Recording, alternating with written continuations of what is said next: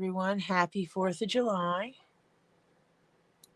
I hope your day is uneventful in all the right ways and eventful where you need it to be.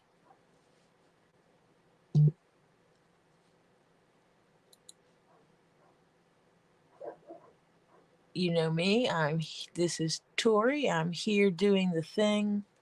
We're going to finish up a couple of projects today. One being this keychain. Hi Kimberly. We did all the painting of it on here. Hi Sandra. And did the cutout of the submarine here so that when I glue it together, which is what we're getting ready to do, you wind up with this 3D effect and the submarine is underneath it. Hi, Diana.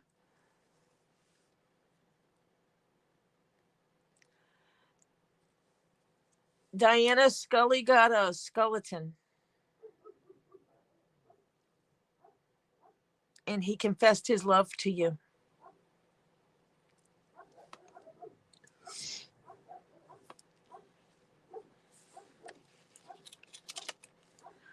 See? Scullyton plus Diana W.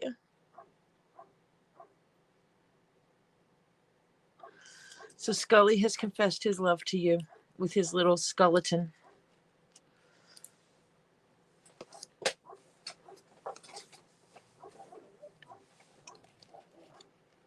I need to work on his skeleton to make it stay better. So today we are going to glue this together.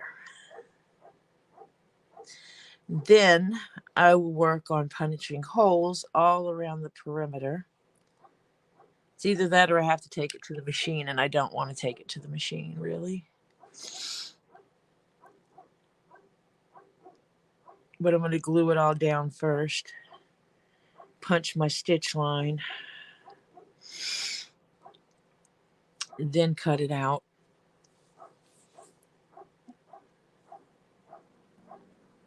Well, punch my stitch line, then I'll cut it out. Then I'll wipe it down to get rid of all this white on here.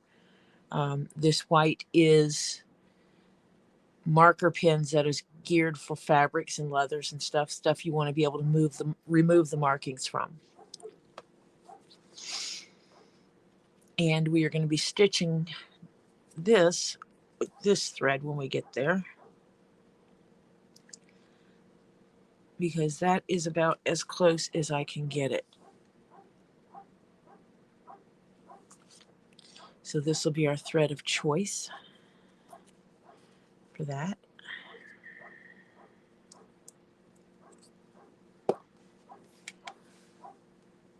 And then I'm going to show off our final hat. Let me go ahead and show this off. This came out. It has been conditioned. It does hold its shape beautifully. You can see it's holding its shape, or it can be flattened and put away. It's nice and conditioned. The leather feels really good. So you can see how that top piece, when a head gets in, it can open up, but it can stay closed. Most of the time it doesn't need to open, so when someone wears it, it'll be more like this shape, where you'll still have that gusset in there. Some people that are former military would call it, it's a female anatomy part, the lower female anatomy part, and it's that C word that they use for it. That's the kind of cap it's usually referenced as when I hear it from someone out of the military, where this was normal.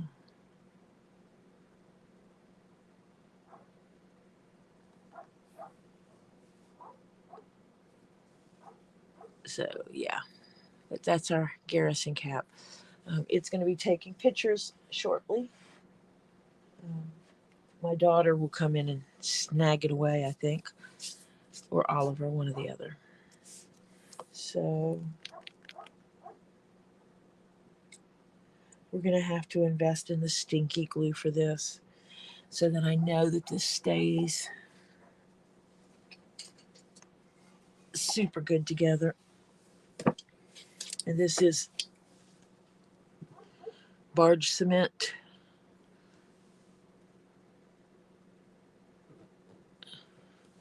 Is what I use. We have found that the stuff that is made that says leather on it doesn't hold any better than this. It just costs a lot more. Hi, Marcia. Diane, I'd be interested in that cupcake stand and how tall it is.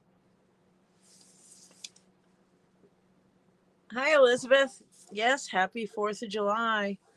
I said earlier, I hope it is that it's uneventful as it could be in all the right ways and eventful where you want it to be. So I'm going to use my handy dandy container that I use. I'm moving that because I don't want to spill anything on it. This stuff does not smell good, not by any stretch of the imagination. There's a possibility someone in the house may come in here and go, "Are you using stinky glue?" Because I was using my stinky glue one time, because that's what we call it. And Topher came from upstairs. He was up on the second floor of the house, which is 2 floors above me because I'm in the basement. And he could smell it. And I cannot get that out of there that way. I am not going to do that. It's full and I cannot dump that. So what I'm going to do is I'm just going to dip in it because it is a full container. Dip in it and do it this way. I am not going all the way up to the edge because this glue will squish a little bit. And I don't want glue coming out of where the seam is going to be, where the 2 pieces go together.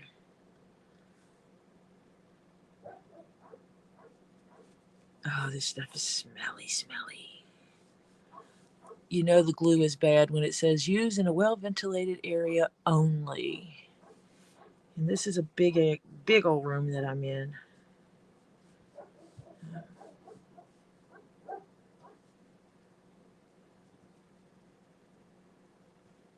This room is rather large, so. And I have the fans going to help keep the smell away from me. But that doesn't help. I still smell it. I don't really feel that it gets me high or anything like that. And what's really funny is this is a special formula that is supposed to be less smelly.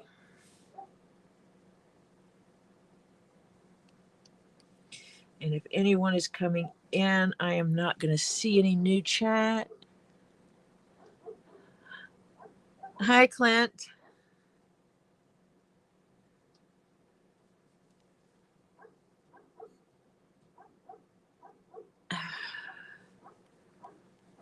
Oh, stinky, stinky.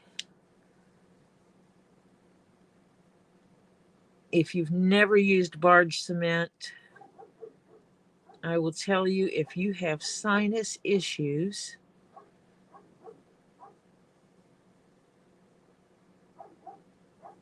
or extremely sensitive nose, I do not recommend just using this at any time without proper ventilation, because this stuff is smelly as all get out. And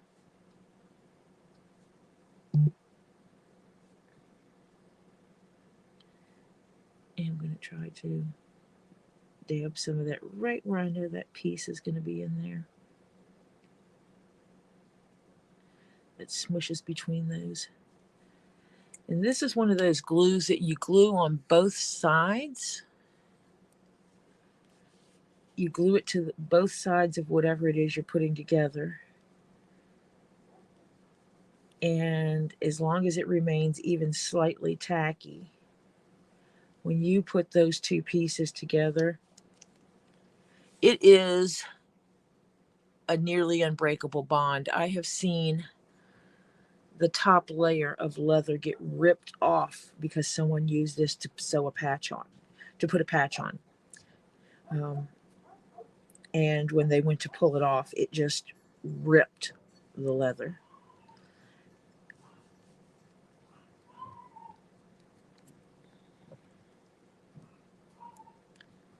And because this is the inside fuzzy portion of the leather, the unfinished side, I'm making sure I put adequate on that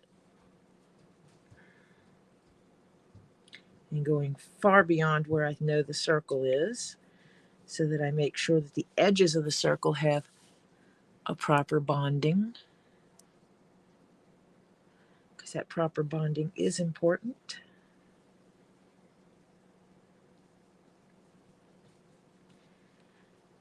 And I'm going to tell you, I went down the rabbit hole yesterday after getting my package from Elizabeth's Handmade Jewelry. And they had those glass beads in there. I pulled my beads and started looking at my own beads. Found a lot of the glass beads I'd gotten from Robbie.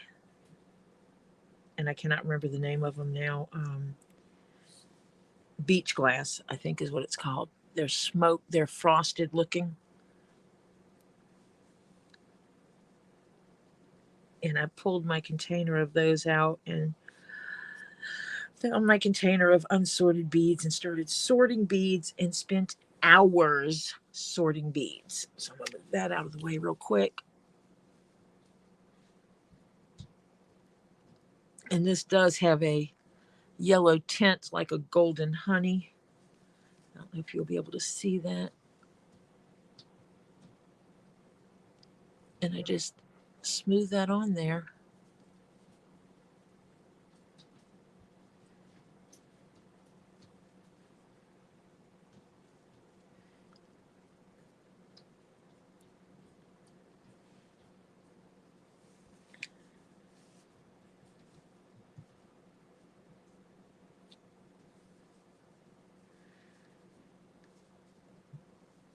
And I know some of you might notice my little skull over here wearing a hat. We refer to him as Skullington.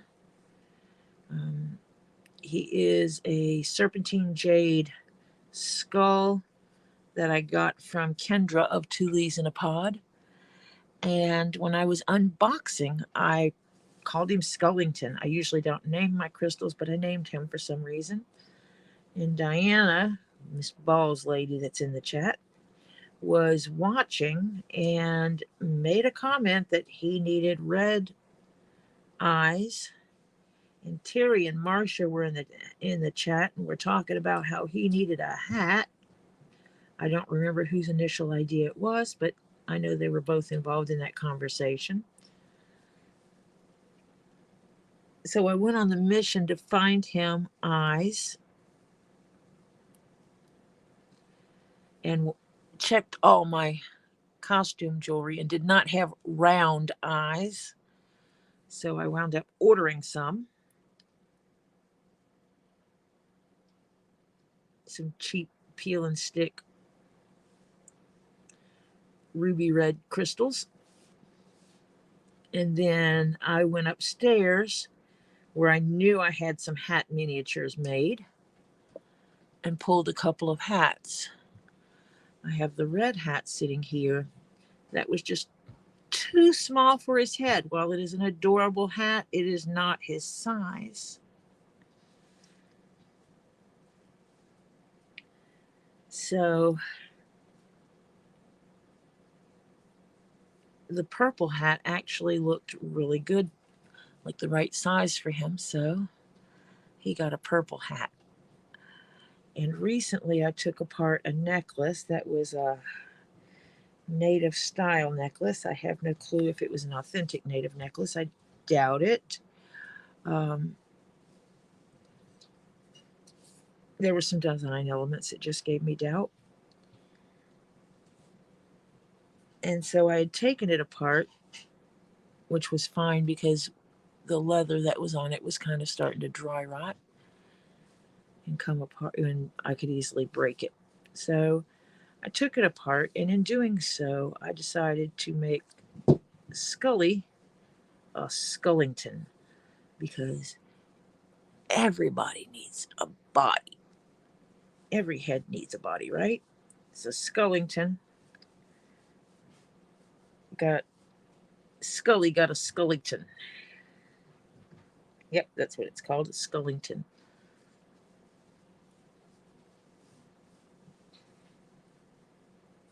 So I got adequate glue on there.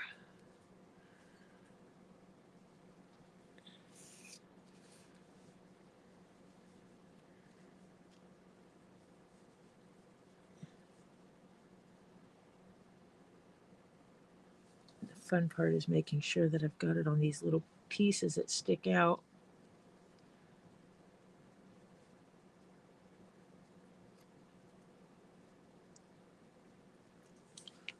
Oh, man. One way to, if you use glue like this, one way to stop the lid from getting stuck on it is inside the cap in the threads, and on the outside here is put like a Vaseline, and that will stop the glue from sticking to it.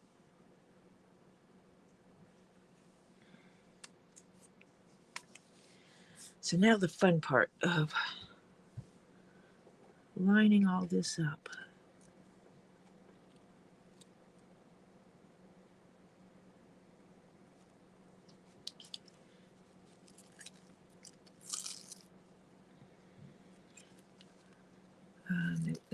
No. And I have to do this. I can't push it. If I push it down, it's going to be done for.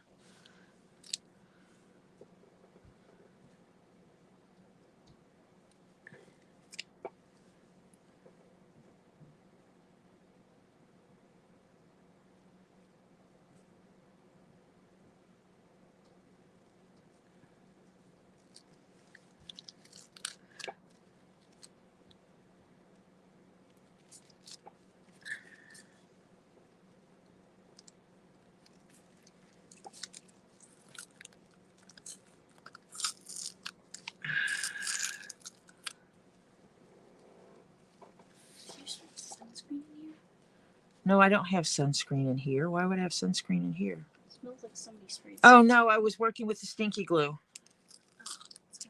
See? Everybody comes down talking about my stinky glue. Yeah, I smelled it from the stairs. Very strong odor because stinky glue.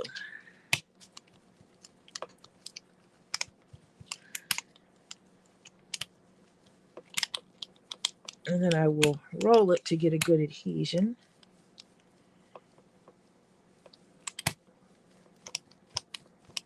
Especially when I know there's little parts that need to stick down.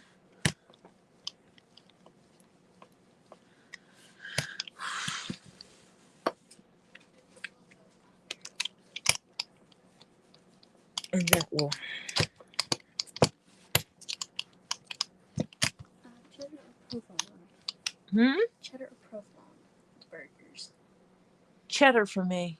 Okay, do you want a bun for one of them, and then just What side are you making?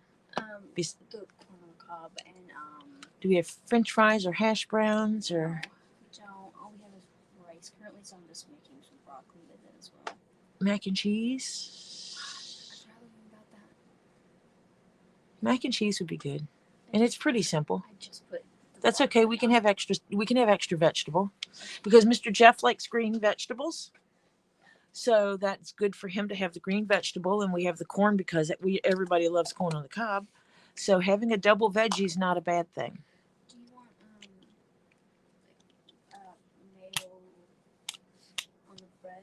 Sure. Do you want ketchup or mustard? Oliver is cooking burgers. So now let me go catch up on. I'm going to catch up on everything. So let me see. Hi. Thank you for coming to your live last night. Oh, it was, Elizabeth, I sat there sorting beads, and I mean, and it's like you might not realize how many beads I sorted, but this little box, which is from the one I get stuff in from the gym club. Yeah, that's it. This box is like 6¼ inches square. It's about a 6¼ inch box square, and it's about the same height. I got a koala I've got to figure out what to do with, but all of this, with the exception of a few things, all of the rest of this is beads. And this isn't all my beads. This is a minor portion of beads, and I was sorting them last night. Like, this is all the wood beads. This being the bracelet I got from from Elizabeth. These are from Elizabeth as well. They came with the one I got from Elizabeth. I'd gotten a shell necklace from Elizabeth, and I put the other shell pieces I had in there. But all of this is beads. So this is what I sorted yesterday. I sorted this out yesterday. And I folded up chain stuff because I used some of this in my crafts. These are decorative chains. These are not structural chains.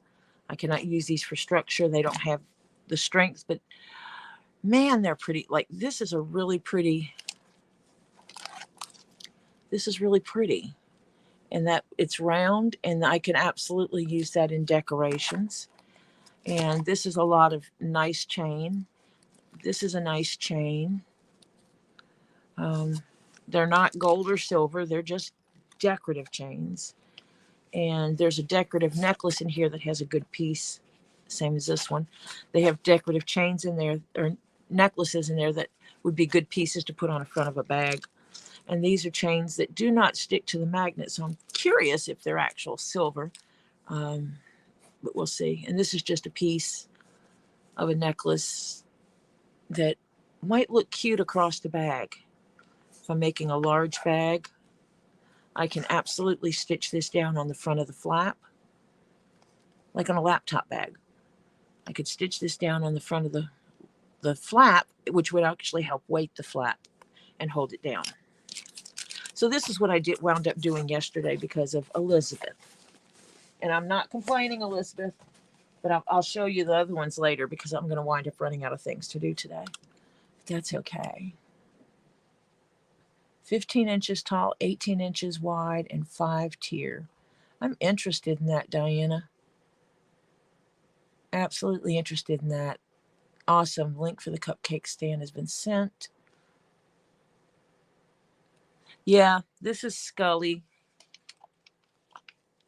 His skeleton is attached to him now.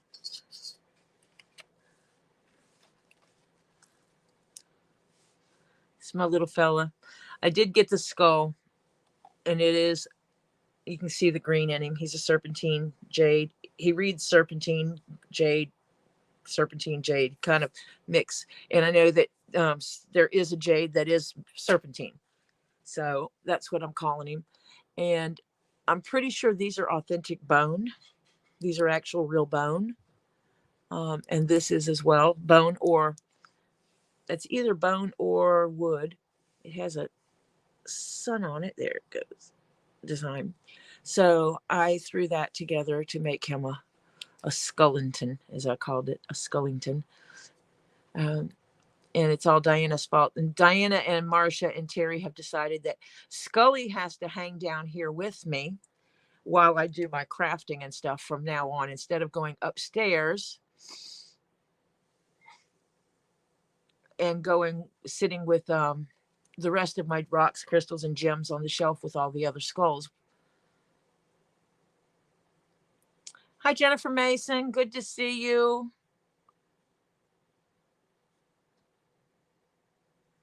Ribs and potato salad. Oliver is upstairs making burgers, and you probably heard part of that conversation. We're going to have burgers, corn on the cob, broccoli, and mac and cheese. Thank you, Clint. That's where I post things after I've shipped them off and they've been received. I post updated pictures. What? Jennifer Rainbow? What?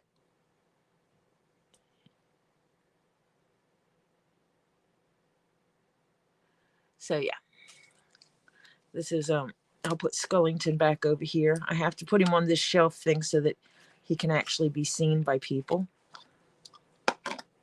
So Scully will just hang over here. Mr. Scullington, who has now professed his love for Diana since she decided he had to have red glowing eyes, which he does.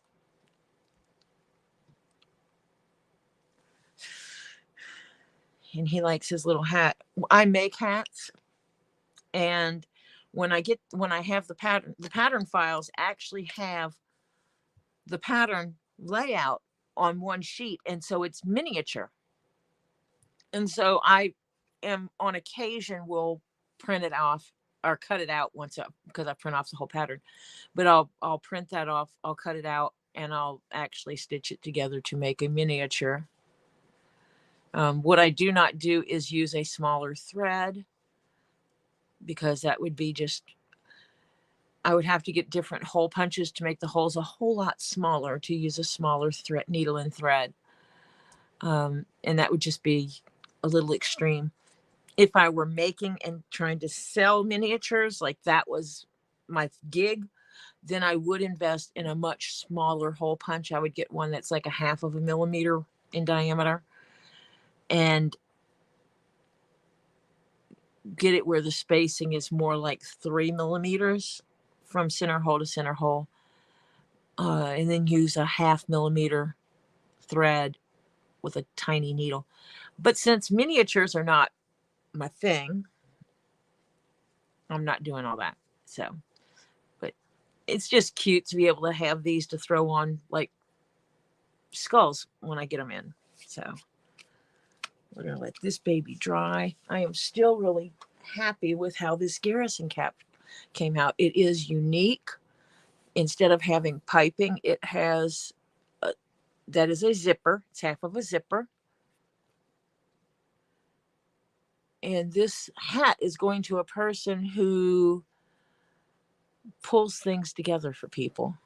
You know, so that's kind of it's a symbolic thing. And you can see where the Garrison cap fold crosses over right there. You can see that part. It's kind of nice because it's clean on the inside.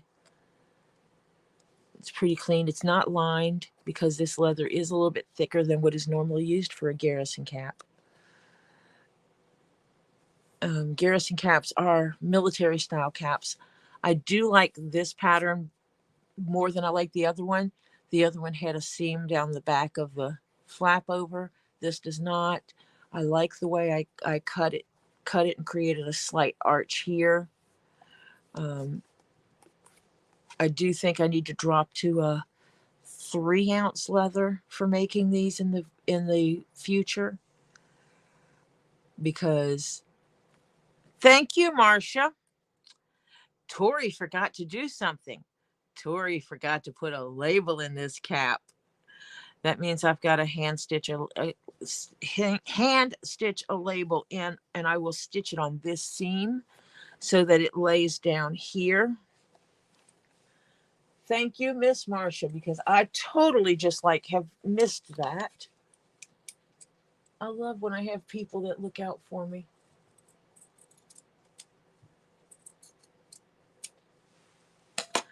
Because I do put my labels on almost everything. I do not put a label on keychains simply because it's just too much trying to do that. Ooh, it's hot. I'm running the lighter. I run the lighter over the cut edge of the label to melt it a little bit to stop it from fraying. So I'm going to set him over here for a minute. He's drying over here, which I'm going to move that around. Lay that flat. Oh, I know what I can put on top of that. I have a metal plate over here that I keep to catch miscellaneous. I have magnets on here, so it holds multiple things, but I'm putting that over here on the side. I put the keychain down, and then I put that on top of it to weight it while I'm working on my label. I do fold over the end of my label just a wee bit. You can see my writing on my table. For those that are new here, one of the things I do is this table is actually, it's a cutting board. It's like the white cutting board. It's about 1 inch thick. And I use that for punching holes and everything on here, so that I don't damage the actual table I'm on. The table I'm on is an old-fashioned chemistry table. Those black chemistry tables that were in all the high schools. That's what this table is, but I use the cutting board. It helps when I'm cutting it. The cutters might go into the cutting board, but it doesn't damage the cutters where something super hard would. But it also tears up the cutting board and makes it look ugly. And I wanted something that I could keep a clean surface, so I put tape. I use this white masking tape. It's a fairly thin tape, and I put that over this when I'm starting on projects, and in between when I'm working on projects, to keep a clean surface. Especially when I'm working with something like a lighter colored leather, like white. I want to make sure that I'm keeping that nice and clean.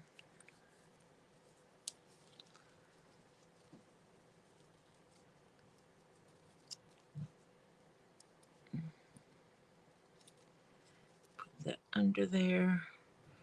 Line that up a little bit-ish, because nobody is measuring to see if I got this perfect. I have yet to have anyone go, your label was not folded correct. It wasn't the same size on both sides. No one has ever said that to me. They've never said the left and right weren't the same.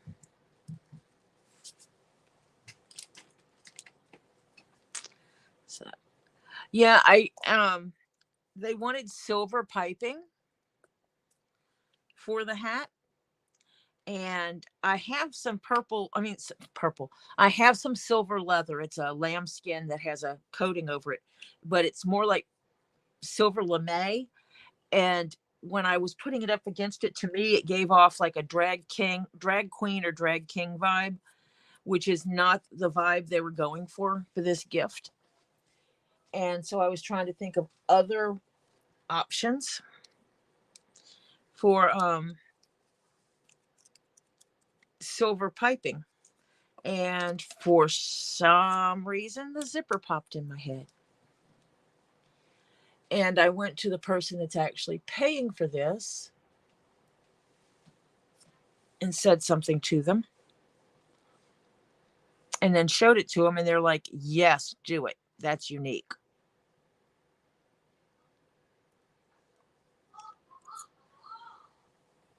My goodness, I don't know if you can hear the people upstairs. My daughter is being loud up there, which is not unusual in my house. My family is a loud family. I can be as well when I need to be.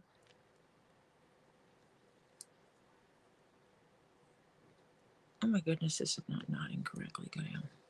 There we go. Cut that tail off because I don't need a long tail. And these clips, you will see them a lot I use them. I've actually referenced them as these are my leather pins, because unlike fabric, you want to sew it together, you use pins, straight pins. If you tried doing that with leather, you're putting a bunch of holes in leather.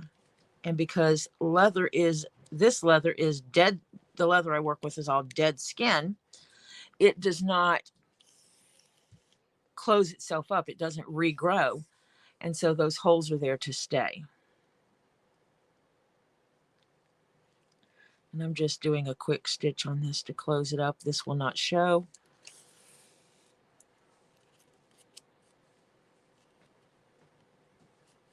I'm just doing it to make my labels stay the way I want it, because I bought my labels from a guy on Etsy. He was fabulous in helping me. So if you ever need custom labels, let me know. He does various sizes. He sells them on rolls, so you cut them yourself. But basically, I was able to send him my image and tell him, my requirements. You have to be able to read my email address. I sent him the image, and he sent me actual sized photos of it in different size labels. So he was like, this is this size label, this is this size label, this is this size label, and gave me the pricing on it as well, so that I could make an informed decision on where it would look best. And all I did know was I did want the black labels with silver writing, because most of the stuff I make is darker colored. The labels would blend in a little bit more, because that's like, even the hat I made, I put the label in so that it's behind the sweatband for the most part. I don't use my design, my name, my logo, or anything as a design element, where some companies do. Think about it, all the ones that have their logo on the outside of things, such as Louis Vuitton. Their logo is an integral part of everything they make.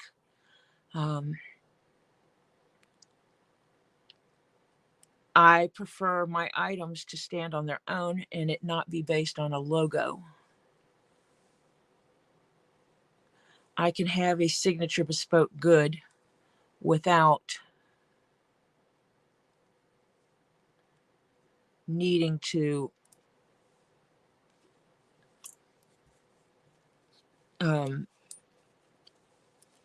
put my name on the outside of it. And I know people that do. They have something that they use, and they will burn their name onto the outside of the leather to say, I made this. I don't want my name on the, I don't want to brand the leather here with my logo. Put my logo right here, so when you're walking, everybody can see it. No, I want people to stop you and say, oh my gosh, I love that. Where did you get it? I want that interaction to happen.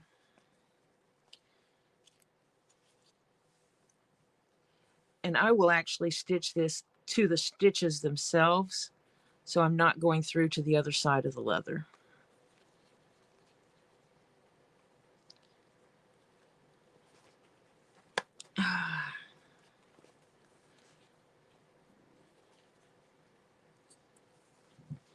Let me tell you what, I stayed up so late last night.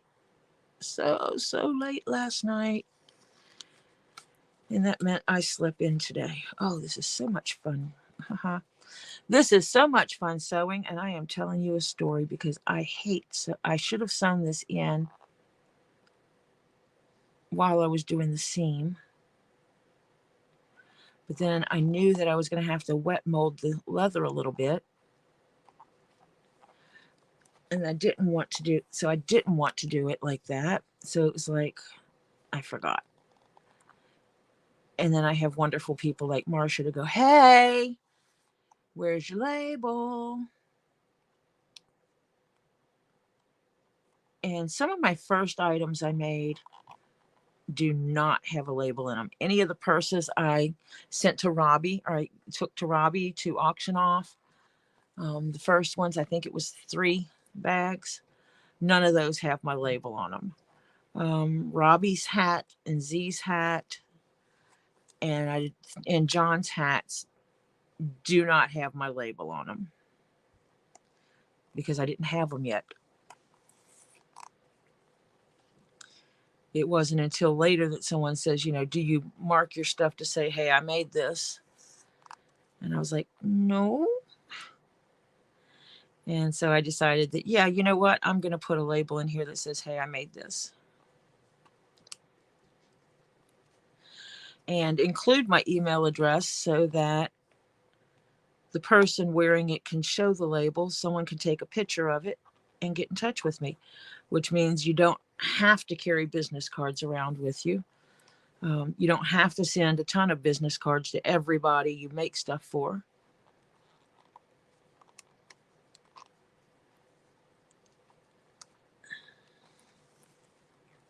So yeah.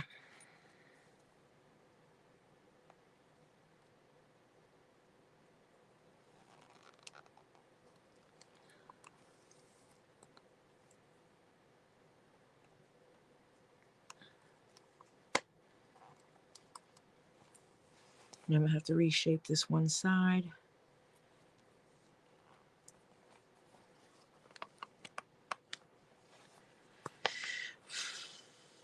I have to pull this to me a little bit so I can get this stitched up under that. Yep. And get this proper knotted. It's harder for me to see it.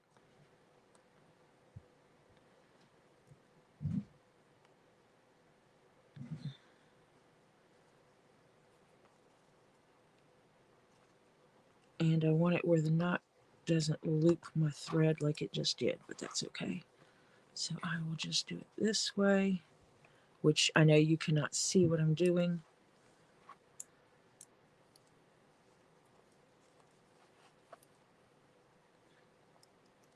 I am making a secure knot, and here's what I'm doing. So I can cut this thread.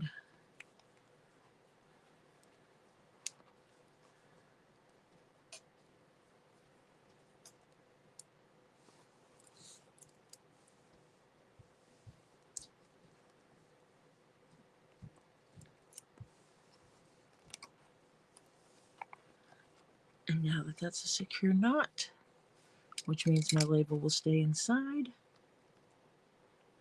Clippy that.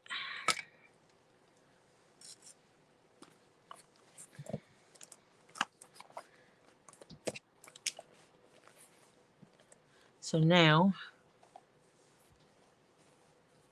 there's my label. And the reality is the head won't even touch that label because this sits on the head, and the head will come maybe to here at most. So my label will be in there, but it won't touch. So, but yeah. I think I'm going to make some more with the zipper in them because I have this length of zipper sitting, not being used. Actually, I might make one of the officer style hats and put a zipper in it. That would be cool. Something different.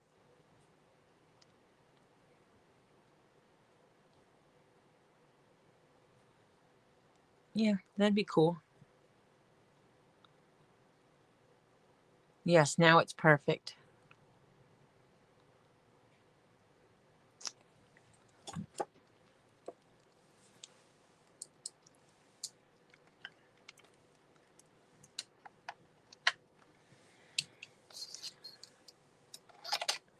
Is Sandra still here?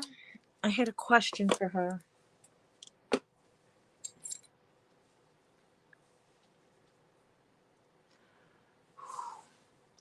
This is still bothering me. I woke up today with it bothering me. And somewhere down here I have a tube of arthritis pain cream. I'll be putting holes in it shortly. Sandra, I have a question. If I trace the thing I know you don't want to see, if I just make an outline of it, of the part I need on cardboard and use that instead of showing the whole thing, would that be okay with you? So, and you could watch the stream. So it would basically be a shape on a piece of cardboard. Because I like having you in my stream, and obviously I don't want to put anything on there that's going to upset anyone. And you're the person I know that has had to deal with certain imagery causing you problems. And so I'm asking to inform myself, get myself better educated. And I'm putting this. Okay, that's what I'm going to do then. I'm going to trace it off because there is really no reason for me to show the whole thing on here. So I can just take and trace off the part that's the shape that's important to me, to be able to do what I need to do, which I need anyway for my pattern. So that's the thing, is I have to trace it anyway. And I can still show how I did the tracing. And this is nothing but it's arthritis pain stuff. It's an NSAID pain reliever for topical use.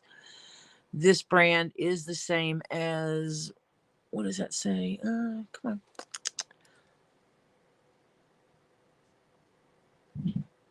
Well, I was hoping that would help me see it better. Valaren, Volaren, Valaren. It's the same ingredients, same active ingredients. Let me see if I can see it. Yes, I'm using this camera to be able to see all the warnings.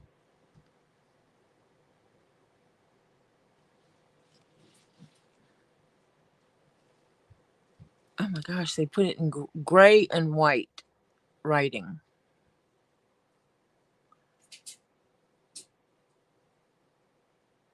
So yeah, but that's what I use when my hands are hurting me. It helps some. Does not fully get rid of pain, but it does help some. So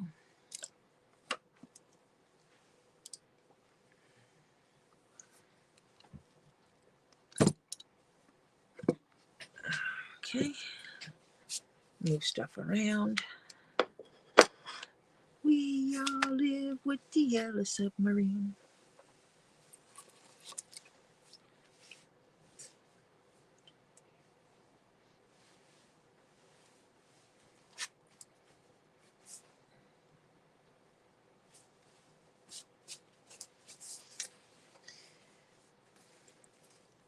So yeah.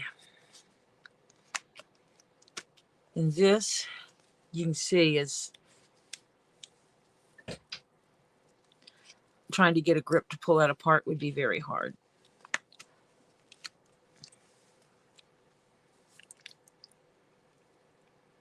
That would be very, very difficult.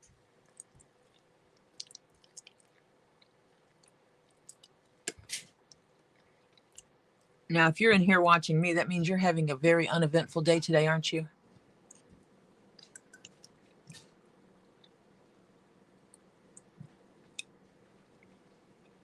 We decided long ago that we don't need to be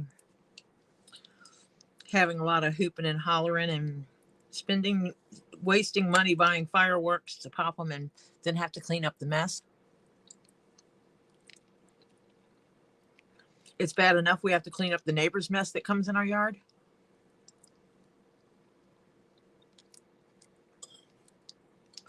Marcia, I hope it stays calm for you.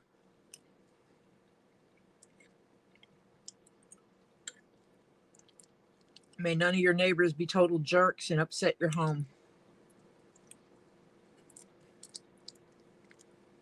We know we're going to have fireworks in the neighborhood.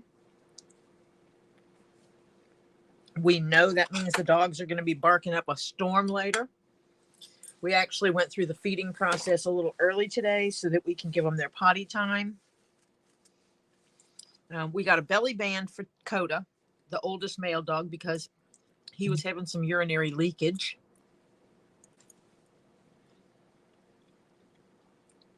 And we have found that the belly bands they make for dogs, for male dogs, actually works for him.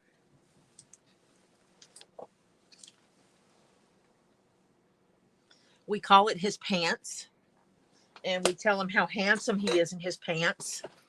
And if we do good boy, you look so cute, you look so pretty, look how handsome you are, then it makes him want to keep it on. If we praise him, because he loves praise.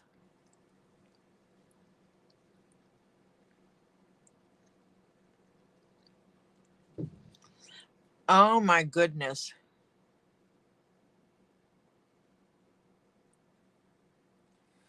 Can you put the crate in his chair and see if that will work?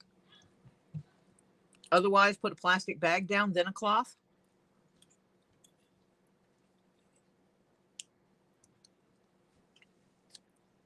Otherwise, tell him, suck it up, buttercup.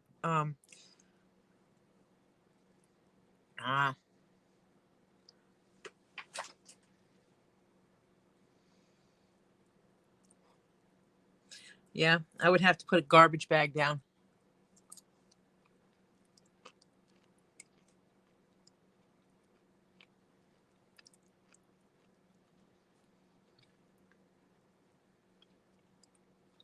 I know a girl that had a border collie, and she trained her border collie to go inside of a kiddie swimming pool for giving birth. And she had blankets that she would put in there.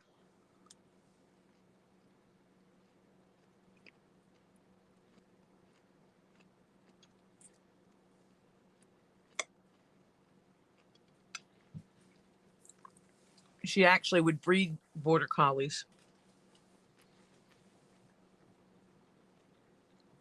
She had a couple of good females, and she knew people with males, so she would alternate when she bred the females so that they weren't being bred every year. They would get bred every other year or every third year.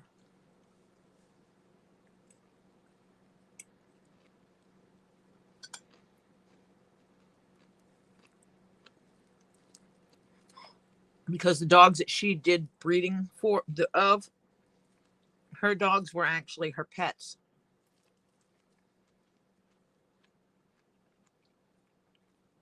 And they lived good, healthy lives. They did not live in crates or kennels. And so she took really good care of them in that regard.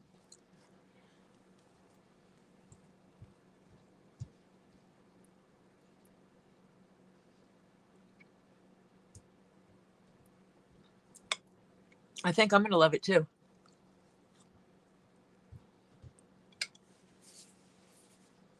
Look at that.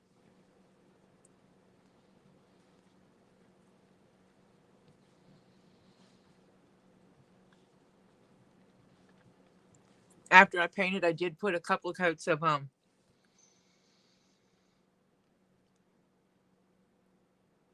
name of it just fell out of my head.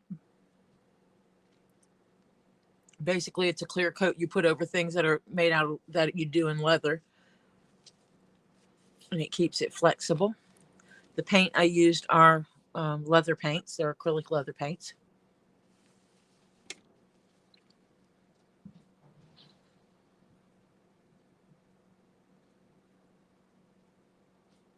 Yes, I do, Kimberly.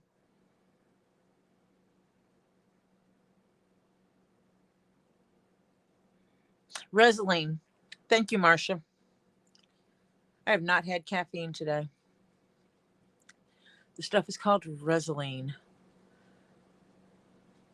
And so I used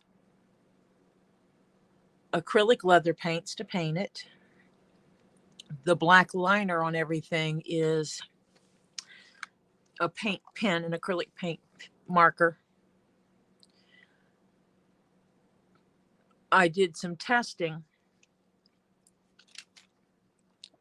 The Sharpie one totally disappeared. That's written with a regular Sharpie, but the Sharpie words totally disappeared.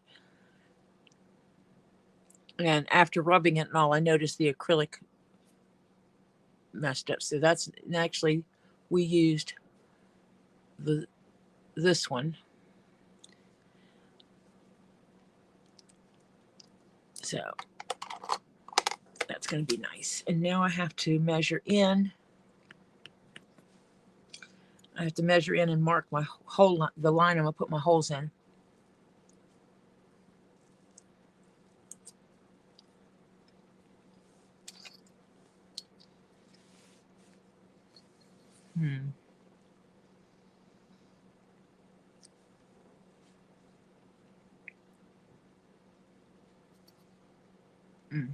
That looks better.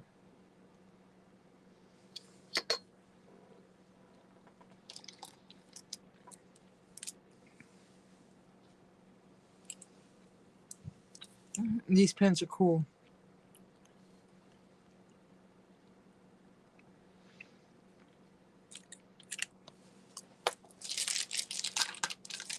These are special pens. Sorry as I crumple things around. And that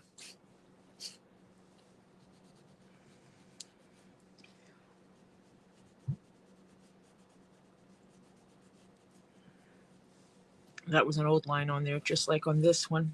I have this old line.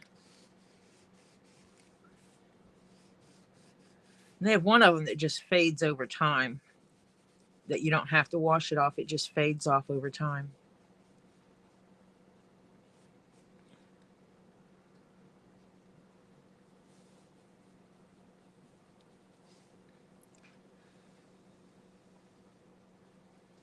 But you remove the marking just like that.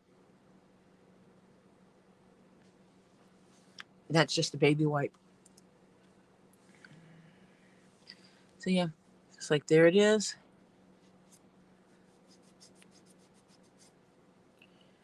There it's not.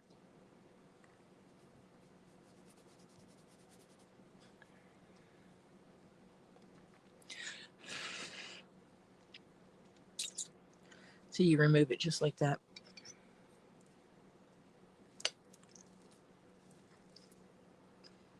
I'm thinking about grabbing a cabochon or two and working on a piece of jewelry, figuring out some stuff with leather.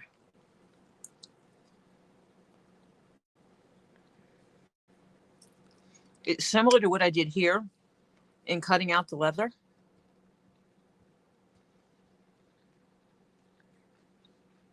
But when you cut it out for a cabochon, you cut it a little bit smaller than the item. That way it lips over it. So you would cut a little bit smaller so that this sit over it. Juice any butter? It's hot on the bottom. Just pour some.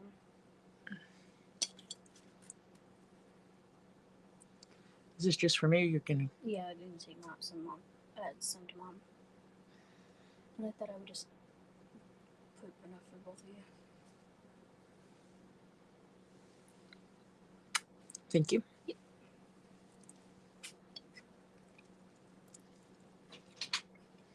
So yeah, when you do it for the cabochon, like this is a cabochon, when you cut the leather for it, you cut a little bit smaller so that it lips over the edge of it, like that,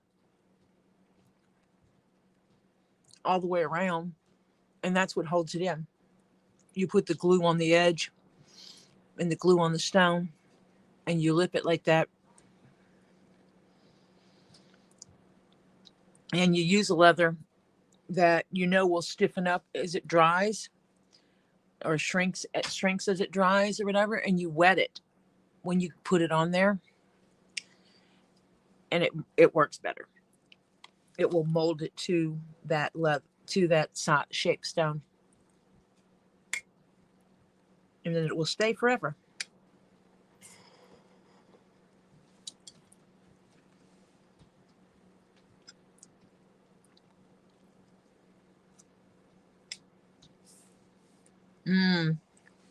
Kitty in the crate birthing babies.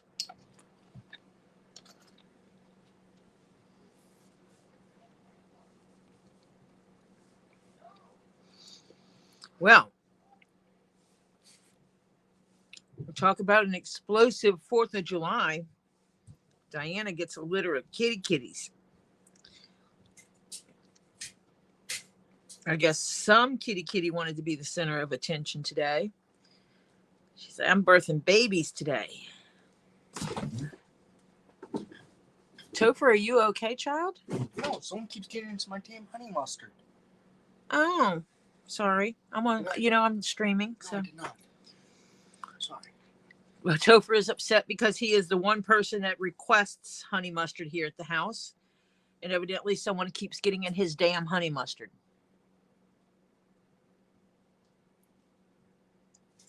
Kimberly Mills said hi. Kimberly Mills said hi. He said hello, everyone.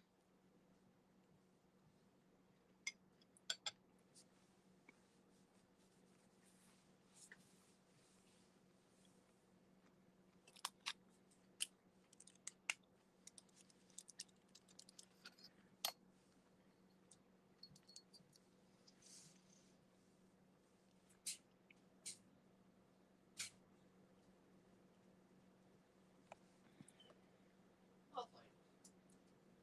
Now there's 2 of them open. So Topher is hiding his honey mustard in the refrigerator that's down here. Don't forget you have these. Oh, you can go ahead and hike one of the watermelons upstairs if you want. Am I going to have to go upstairs to cut that? And I do not like the way that line's coming out. It's too thick. I'm not cutting it. But I can take it upstairs. I don't think we have any place to put it in the fridge, though. You can ask if Mr. Jeff up and around. Yeah, he's eating, though. Ask him to cut the watermelon when you're done. When he's done eating. Tell him Mimi wants some watermelon when you're done eating, please. Will you cut it? She's streaming. Let me see if the other ones do a finer line. That one drops too much liquid.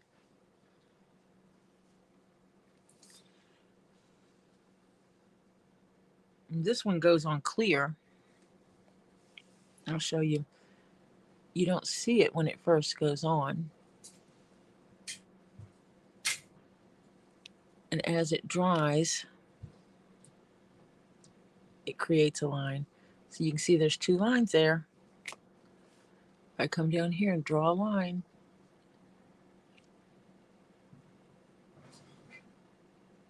so I think this is the one I'm going to use.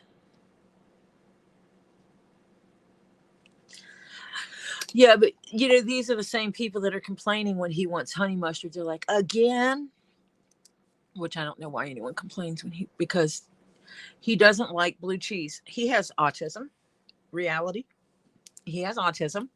And people with autism are like creatures of habit in a lot of things. In some things, this is the way it is, and this is the way it has to be. This is what I like. Do not give me something different. And it's okay for him to have that kind of attitude. I mean, I have the same attitude, and I don't have autism. I have that attitude with certain things. There's certain things I like, and this is what I want. And I won't settle for less. I make that decision when I go to the grocery store. There's certain things I buy that has to be name brand. I will not use a store brand, less expensive item on certain things. Oh, this is going to be a pain in my butt trying to get this to work.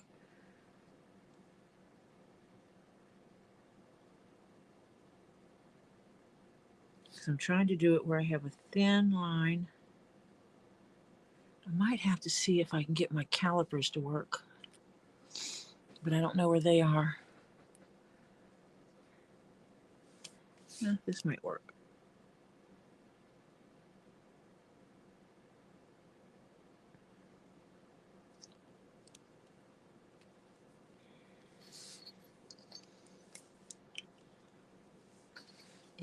Topher is a honey mustard fanatic. He likes it on his salad. He likes it on anything. He's chicken nuggets, chicken strips, that kind of thing. Anything like that. That's what he prefers.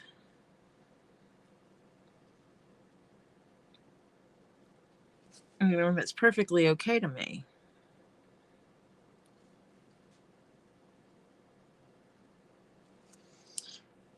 And we actually picked a specific brand. We found a brand that has stuff that he really likes, that brand.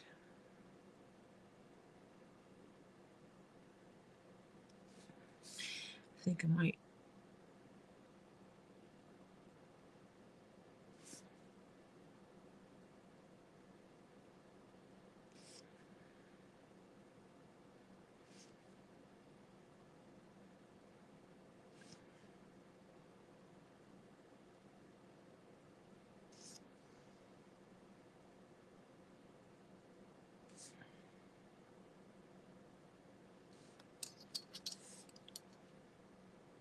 Huh. I'm doing it.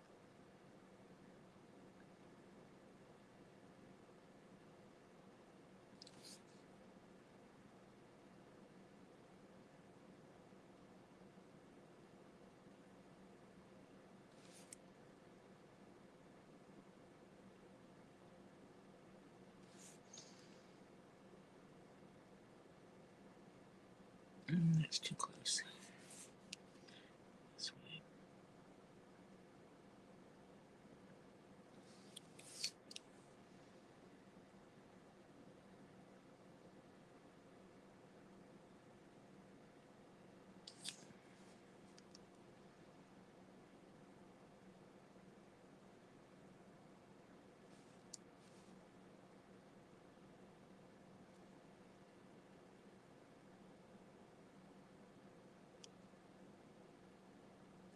These things dry out if you keep them open too long.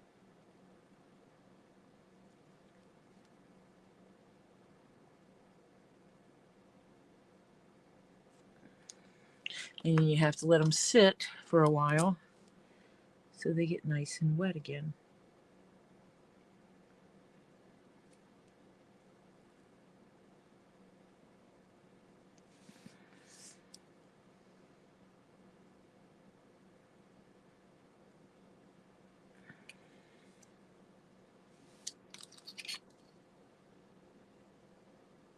The inside of that one.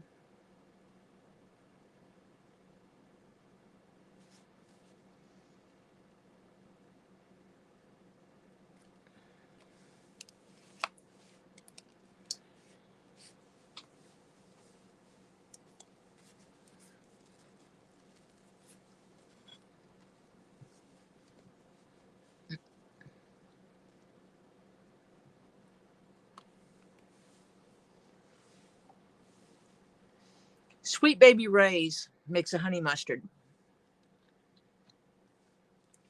And that was the one we recently tested. And he really liked it. Sweet Baby Ray's is a brand of barbecue sauce, which we also like a lot.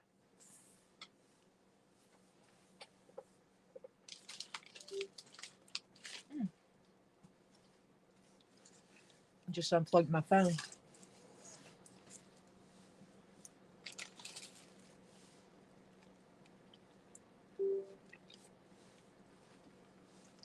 Which is not okay. Okay, now it's telling me it's not. So that connection did not take. Try that. Flip this over. Does it go in that way better?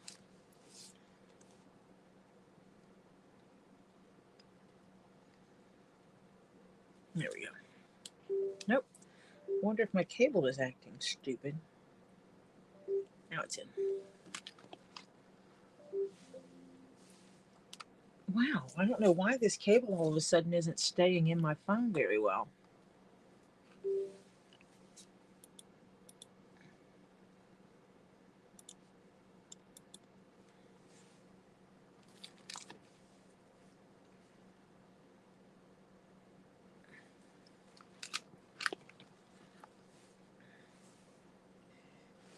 around. I need to move a few things around because I shifted some things.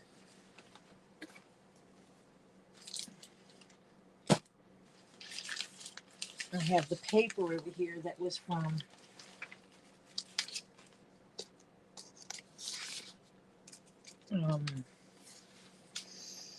the package from Elizabeth, because yeah, it's like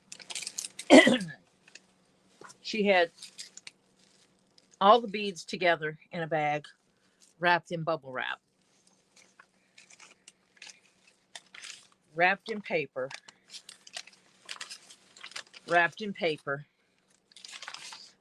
in a first rate bag.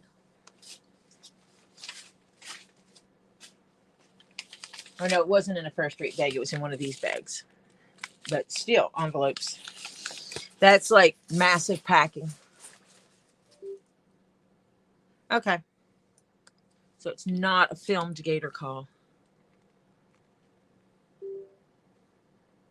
Just a nuisance gator call. He doesn't film those. Because those he does not have to get to like right this minute. Tell you what, Xeroxing the actual thing like I did was the best thing I did for coming up with that. And Marcia, if you want the original artwork for this, I can, or the original line drawing for this, I can send it to you.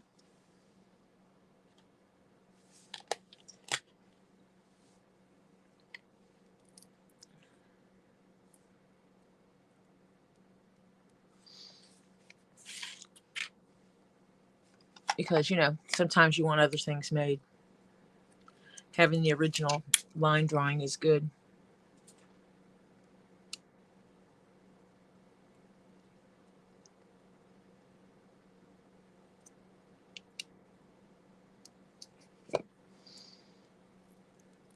Well, I was hoping he would have a uneventful day today, but then again, it's 4th of July, so more people are out around the waterways invading the space that belongs to the gators during gator mating season.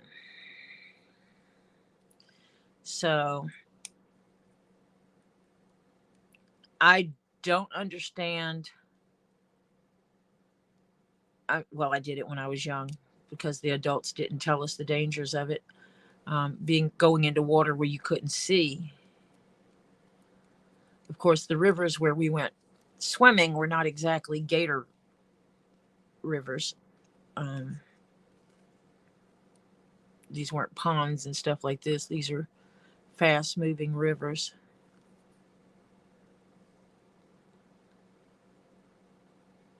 And we would go to them on a regular and had a blast. I'm doing a little cleanup. That's my glue spatula, which I did not have cleaned up, but I didn't want to put that glue on it anyway. I used that for the water-based one. And this is where I poured some of the water-based glue. I let it sit and dry and go ahead and set up, and that way I can just literally peel it out of the containers. And yes, you are correct. That is a whip topping container. Those that know me well enough know that part of my ADHD is I can't throw away things that are perfectly good. So I have learned that instead of buying takeout boxes or to-go boxes, or, you know, I use to-go boxes, takeout boxes and stuff like this for leftovers. And what that means though is when it's time to clean out the fridge, if something started to turn while it was in the takeout container or whatever, I can just throw the whole container away. That I can do. Obviously, you're not throwing away my actual Tupperware, because I do have actual Tupperware. I used to sell actual Tupperware.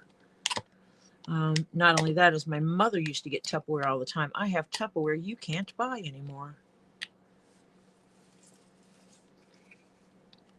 My mother, when she was moving one time, She was temporarily relocating to see if she could save her marriage. He really wasn't interested. He was interested in going and running around and finding girls, trying to find younger women and stuff like that, instead of staying married to the wife he committed to. This was my stepdad, not my actual dad. My actual dad was a whore too, and that's what really destroyed their relationship. But my stepdad wanted to ride his motorcycle and pick up young girls instead of being married. But my mom had followed him to try to salvage the marriage, and when she realized that it was beyond hope, she moved back home. But in the process of going out to see if she could salvage her marriage, she gave me all of her Tupperware, her actual Tupperware. Some of the Tupperware is older than me. So I reuse all these containers. We also, like, these come from the Chinese restaurant. They put the sweet and sour sauce in them and stuff. This one has had various layers of glue in it. But we use these. These are also what we use when we're giving the cats, like, tuna juice and stuff. We'll pull out 3 of these and divvy it up between them and set them out. That way we don't mess up their actual food dish, and we know each one is getting their own. If we have to give them some food that has medication in it, we do the same thing, so that we know that each cat is eating their own food, and we monitor that. And because I have gone through that where they all had to take medicine. One had something, and the vet decided that all 3 should take medicine. And so that's what we did. But yeah, so I reuse things like this all the time. When we get an overabundance of it, the family quits asking me about them, I think, and they just kind of throw them away without me seeing them. They'll take them and throw them in the outside garbage so I don't see them. But I have, these are drink mix containers. They held the bags of drink mix.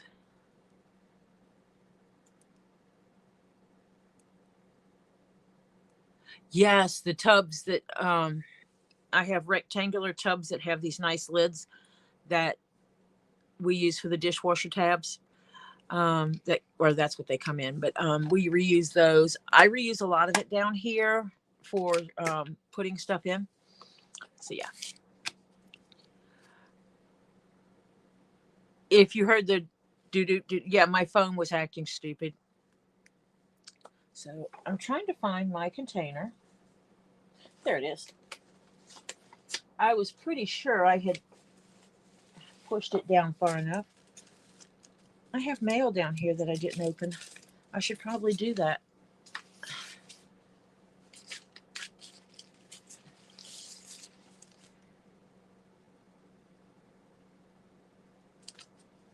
Voter participation. My grandson is waiting for his information because he's registering to vote.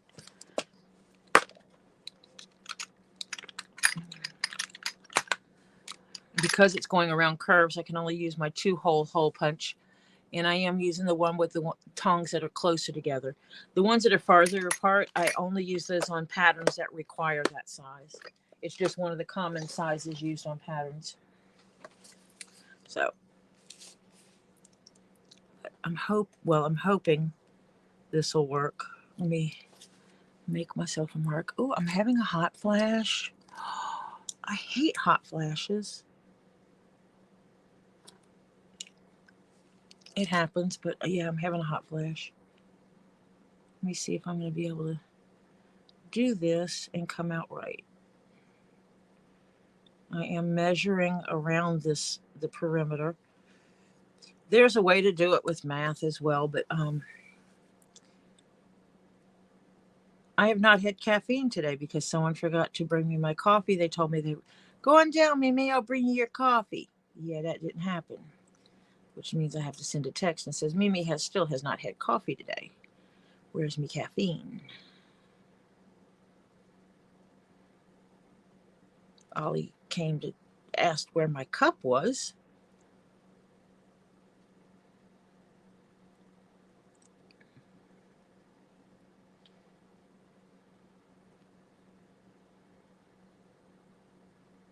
This actually marks it a little bit for the holes too. I'm just basically walking this around the edge.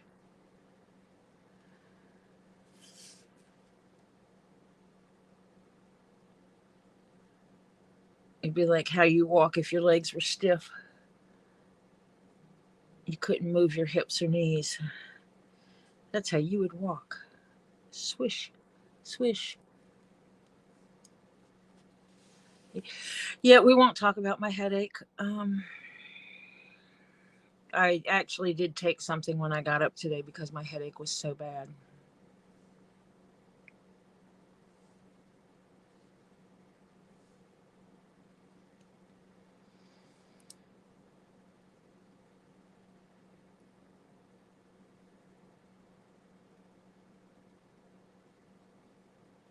Oh, it's going to work.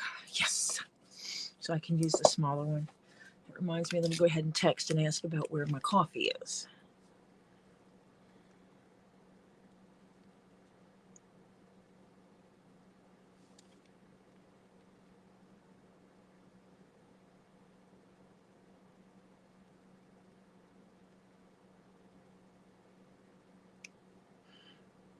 Coffee.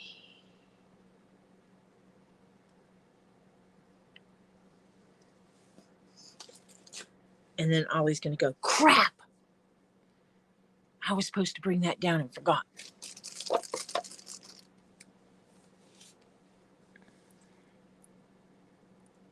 So now I will wallop this a few times. And that goes all the way through. Does that go through? Ah, yeah, one goes through.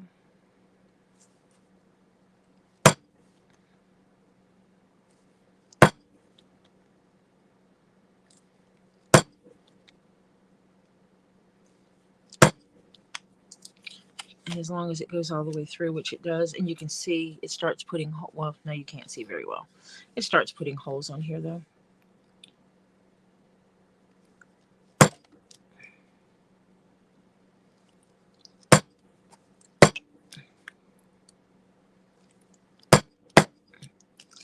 think I'm going to have to start setting aside some money and buying some leathers, some hides in like a 3-ounce for making Garrison caps, and just have a variety of colors and say, this is what I can make.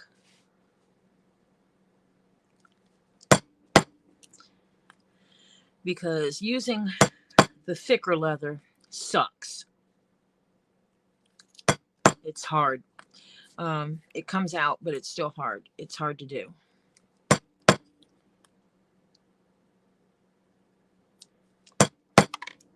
Using the thinner leather means that I have to double it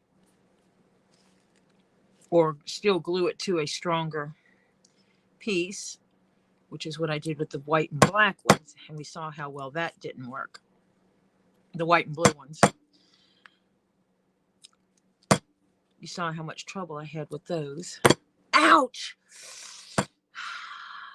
I didn't need that knuckle. It's okay. One would think that this would be hurting me. As much as I smash my fingers.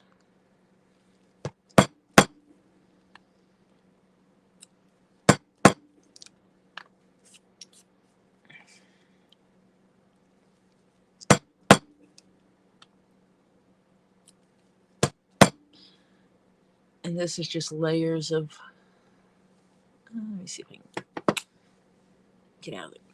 Layers where I've cut the leather.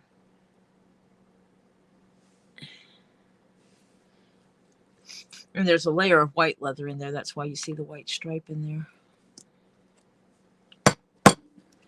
Because it cuts it and it pushes it up this tube into this hole.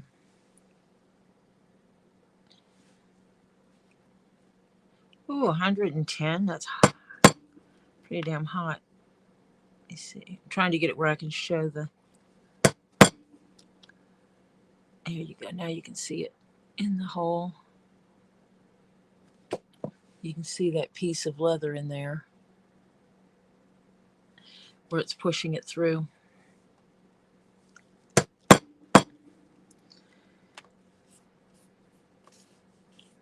And periodically they pop out.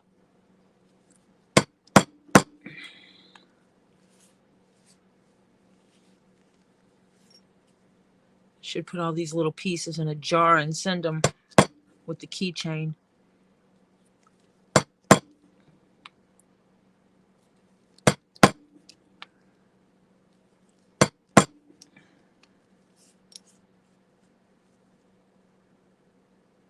Oh man.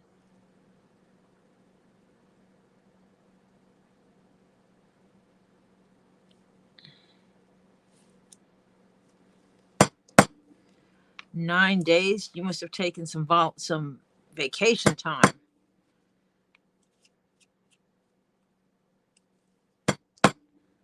Of course, where you work, you got to take it when you can, because you know once November hits here, you're screwed. You ain't going on vacation.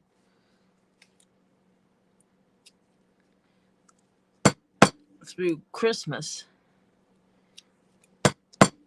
Got to get those packages out. Well then, this fall. You never realize how much it shakes, even if you're not hitting hard, how much it shakes the table.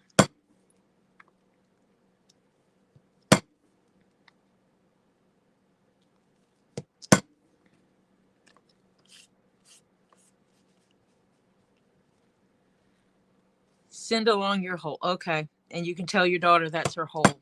That's all her holes. Her leather poop. I got a little jar up here I can put it in. I'll glue it shut.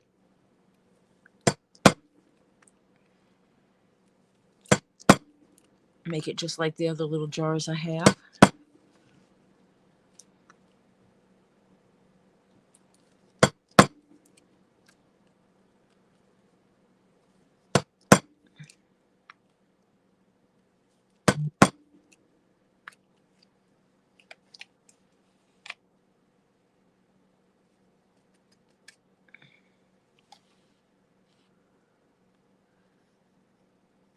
Because we wind up with lots and lots of this,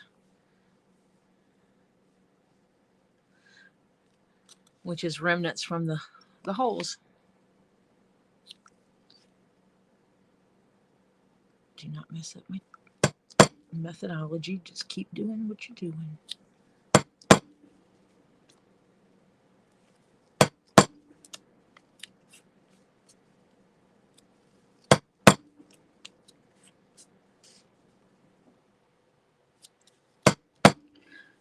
And I'll show you how I clean out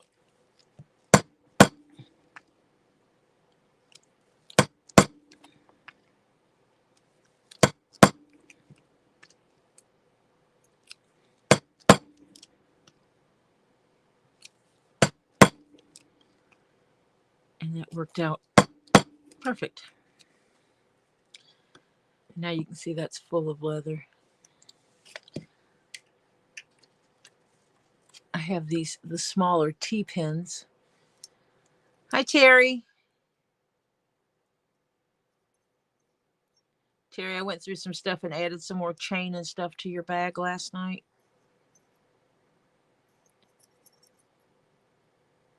Next week is supposed to be shipping time for a few things. I'm hoping to get this finished before I do shipping.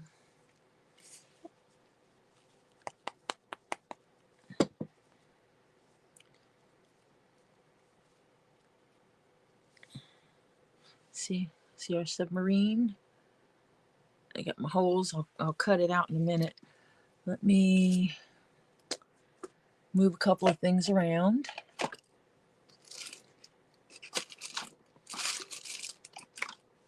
Oh, wait. Laying Scully's chair.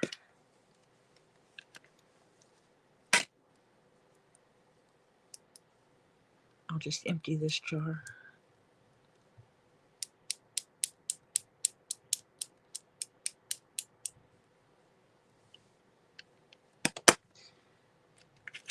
put Scully back on his chair. So I have these little miniature jars.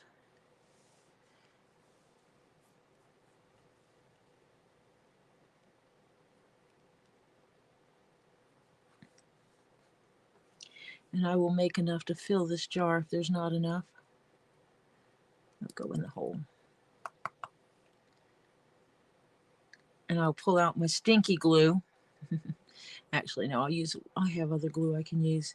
I will put glue around the mouth and the cork, and so that when I put it in, the cork stays put.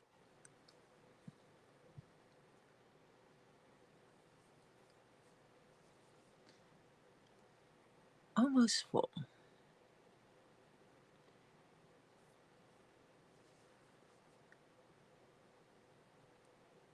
Me? I do. My PayPal is rolling across the screen. It's my email address as well.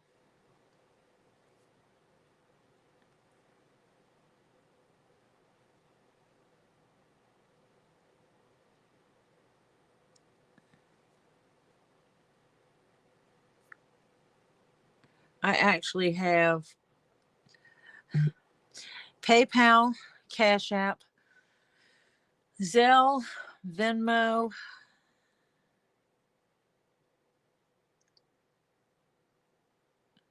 There's another one I've used. I know there's at least 4 or 5 that I've used. There's one I use. There goes my thing again. It beeped. But I have CashApp, Venmo, PayPal, Zelle. And there's another one I use when I need to ship or pay someone like that's out of the country. Like there's a guy I've gotten stuff from, some leather stuff from in Pakistan. And so there's a way I do that with him. Hi, Shadow.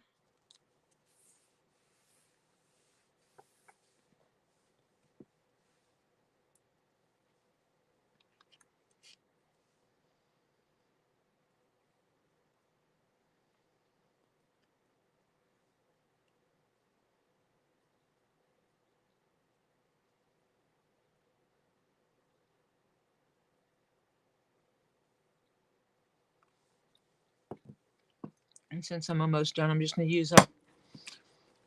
I'm going to make some more holes.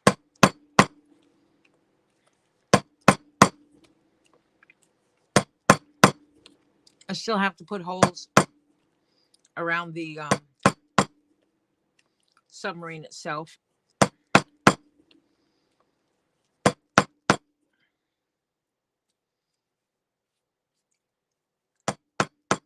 But I want to go ahead and cap off this jar.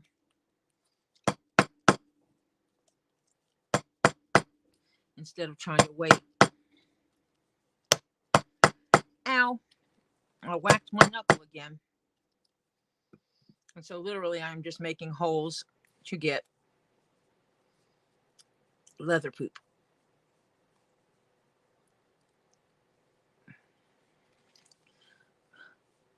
Now that would be funny. Marcia, you can get a necklace similar to this where you can change out what's in it and put the little jar in it. Tell her to wear her leather poop.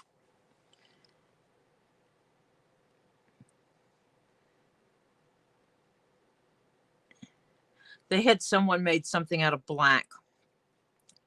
And so they had all these little black things laying around and it got all over their floor and everything. They weren't thinking about it. The next day they go into their leather shop and started freaking out. They saw all these little black things like this laying on the floor. And they thought that a mouse had gotten loose in their shop and pooped all over the place. And so we started calling it leather poop. Because that was like the most hilarious thing of, you know, don't call me stupid, but has this ever happened to you? And they told their story.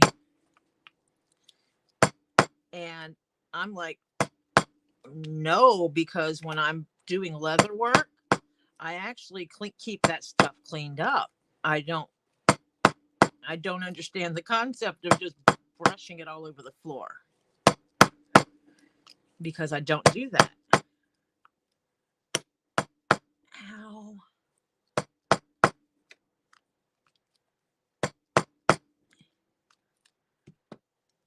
So let me see if I can line these up and just pokey it through. I wonder if that'll work. Ha, it did. I can pokey it straight into the jar.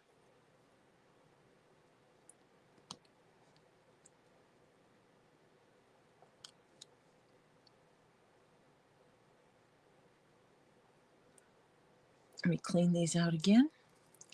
One of the reasons I do clean these out every time I make holes is because I use glue a lot. And you don't want that glue to harden and fully set in your cutting tubes, in these tubes of your cutters. And these pins happen to be the right size. And I rub them up against the inside edges to make sure they maintain smoothness. So if they got any residual glue in there, I'm doing that and it'll rub it off.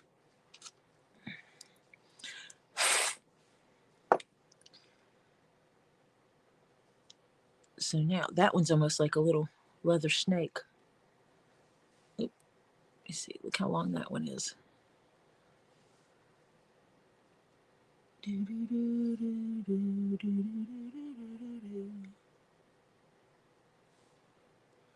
Push your little snaky in there.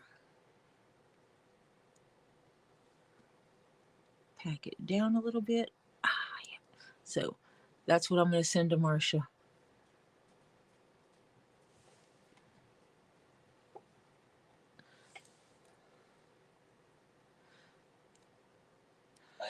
I know I'm not supposed to hit my knuckles, but I do.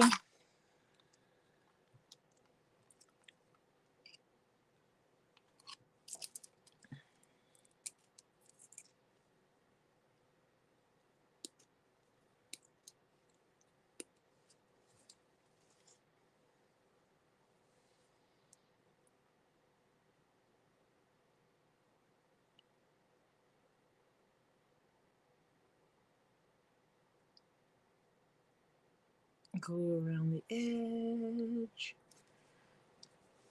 And then sticky that in there. And that should hold the little lid on. Just a little crazy glue.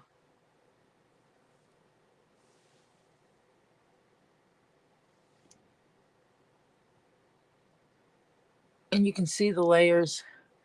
The dark blue of the top, the light blue is the middle of the leather, or the back side, and the white, little white specks you see in there is from the leather this is painted on.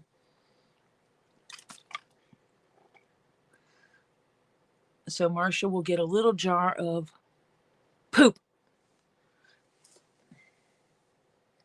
And I will make sure that I wrap this really well. Oh, see, because I have a few other jars here.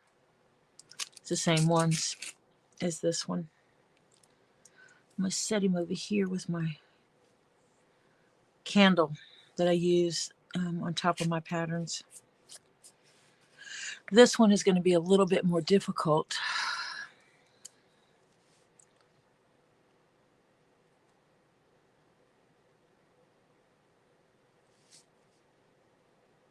And yes, I am freehanding this.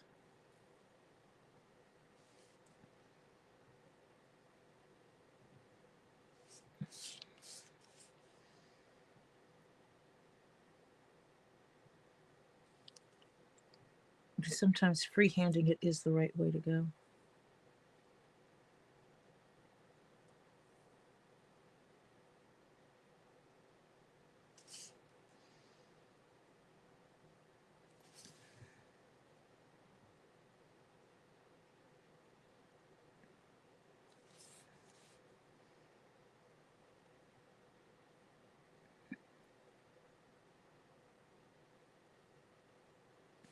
And some of this, the holes may not be perfect because I am going to add holes where necessary to keep these edges down.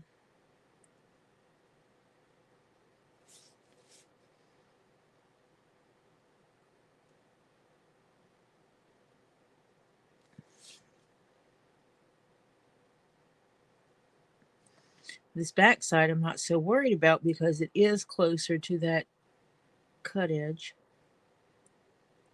or to the existing stitch line.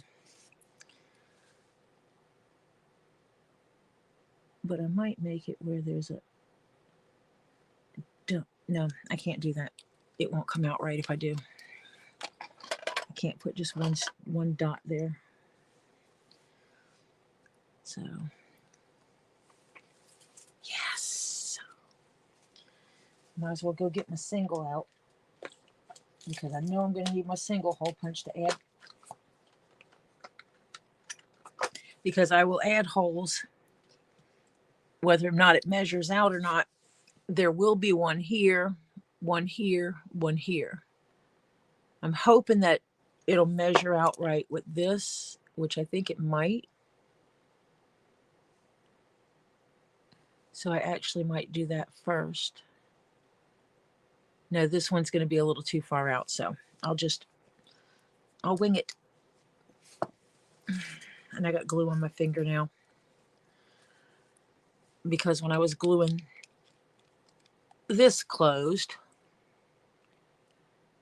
I splattered a little glue on my finger.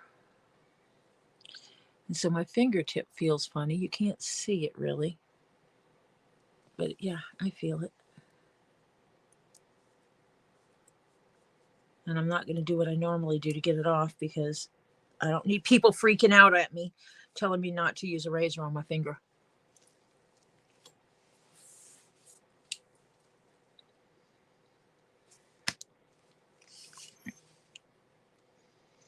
I'm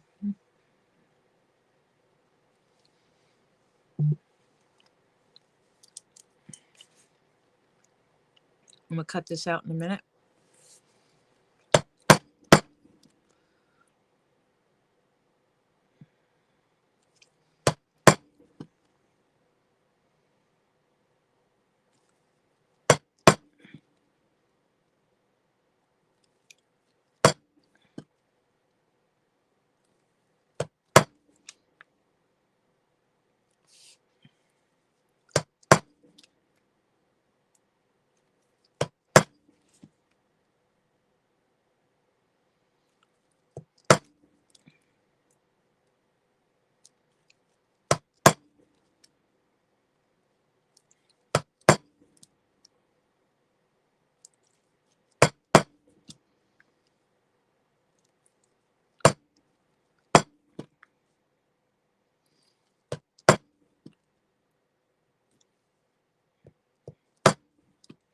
I do not know why I feel it necessary to bounce my hammer off of this thing, but I do.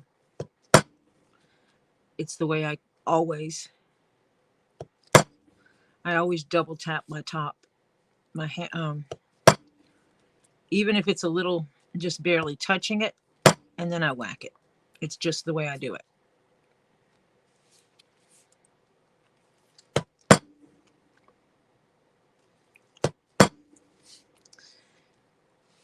It's my wacky doodle way of doing things.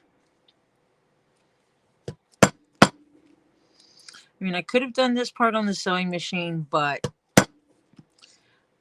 it would have changed the aesthetic of being totally handmade. And I know Marcia likes that hand-stitched aspect. Now, I'm going to tell you the worst scenario I ever heard was someone was working on a pair of boots, and glued their finger to the end of the boots, to the tip of the boot. Because when I was talking to Marcia about making the grandson's chest set, I made a comment that I could get it done neater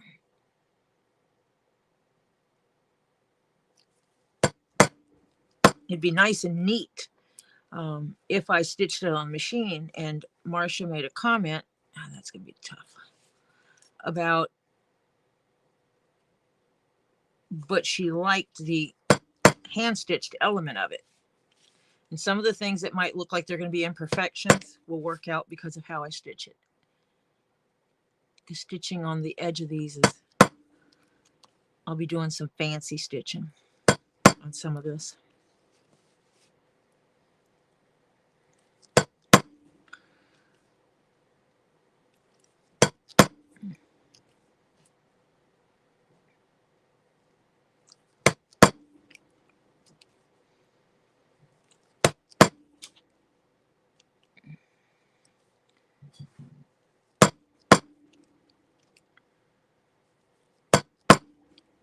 And I do keep putting my finger on there because I don't want it to do any, if I can help it, any lifting on that edge.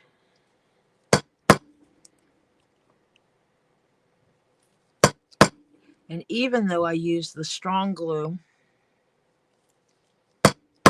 there is always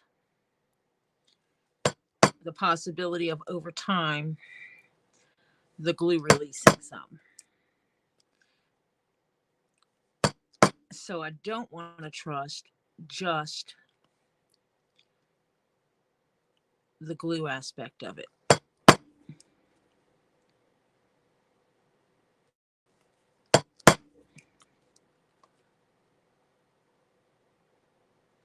Work. Okay, I'm going to go from here.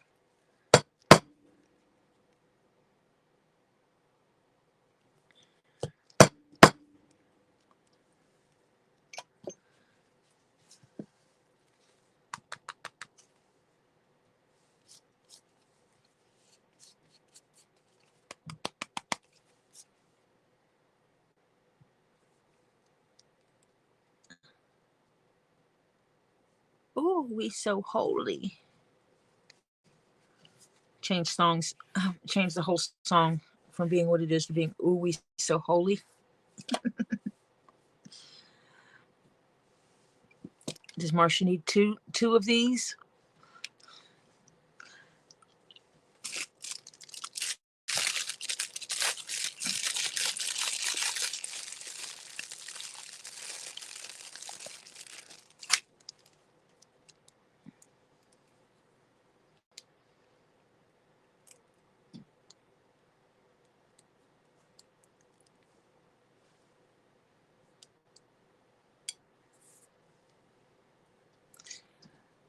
Yeah.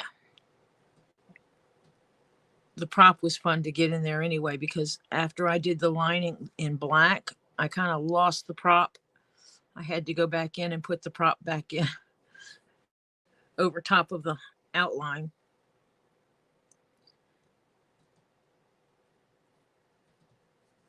But it's there. That's all that matters, right?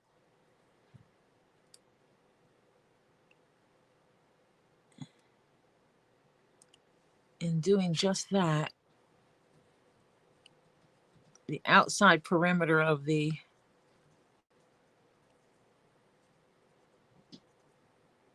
submarine itself was almost a half jar.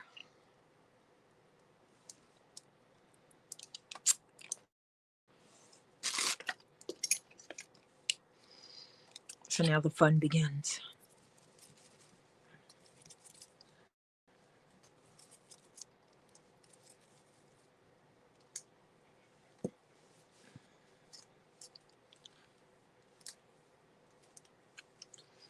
So we're going to measure around the perimeter.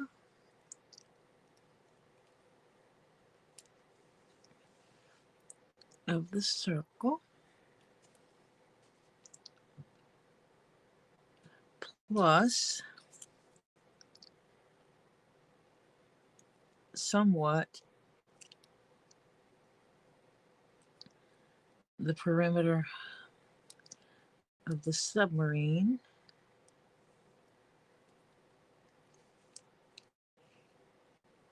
And this will make sense in a little bit.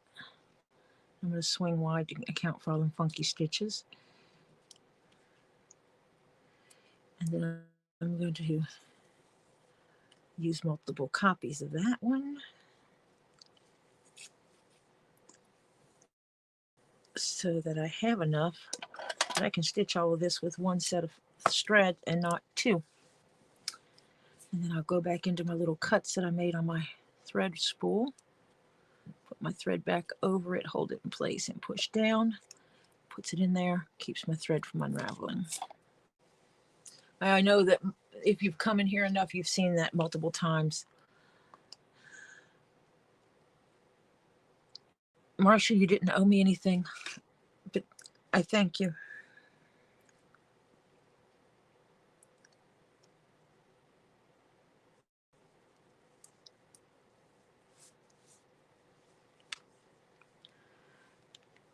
I love doll hairs. Oh, this one actually shows the 3 layers very well. Let me see if I can get that to. You can see the dark blue, the light blue, and the white on that. Oh, Lord.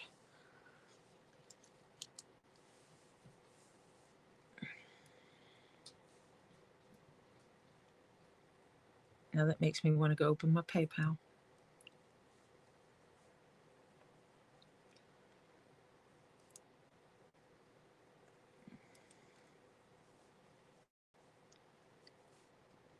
And I do pierce my thread, and I do that so that I can pull it on there tight and it stays.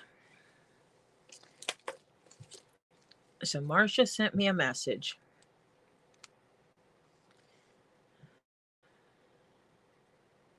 I've got money.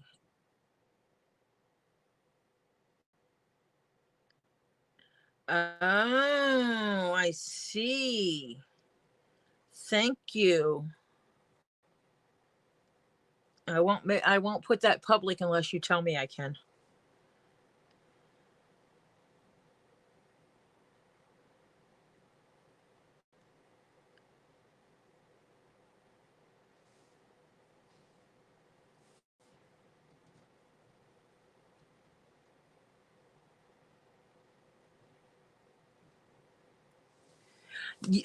I actually did that at one time. I made a little thing because I got the UV resin. I think it would work better in regular resin because you could put a little layer down and then you could sprinkle some in it and then make another layer. You could actually do it like multi-layers, and I think it would look cool. Marcia, I know you don't do things for that kind of recognition. That's not your point. I know that. Now, getting the knotting on here at the end is going to be the fun part because I have to try to hide it to the best of my ability. And you are going to have the outline, the cool piece, you're going to have the outline of everything on the back.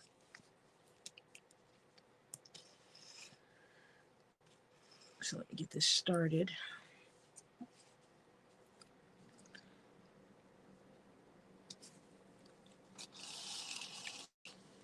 So the back of it, you're going to have just the stitched outline.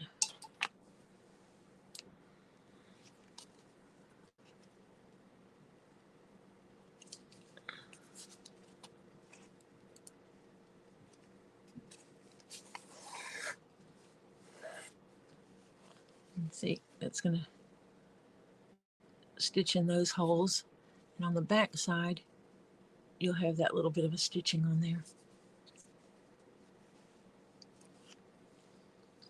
And for those that are wondering why Marcia and I are speaking in code, it's because Marcia did send me PayPal money. And it's because she wanted to help with the shipping of sending a box to Terry, so that neither Terry or I are covering the full cost of shipping.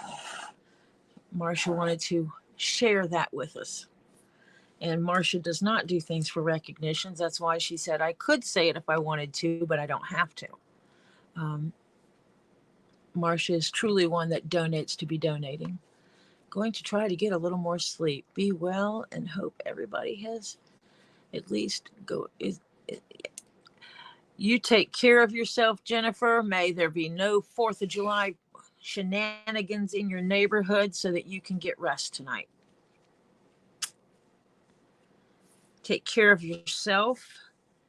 Give hugs to Shell, because I am going to miss you guys this year, not seeing you. Going to miss our IHOP. Jen and Shell usually come down every year. Early November, end of October, early November. And one of the things we do is we go to IHOP and have a good Southern meal. However,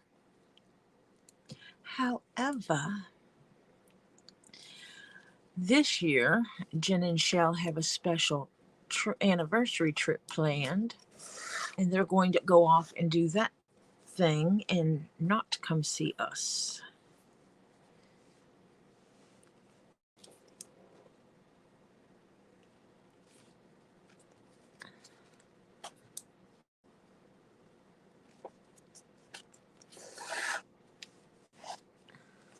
See how that thread kind of almost disappears in there. I will be wiping this down, which I probably could have done already.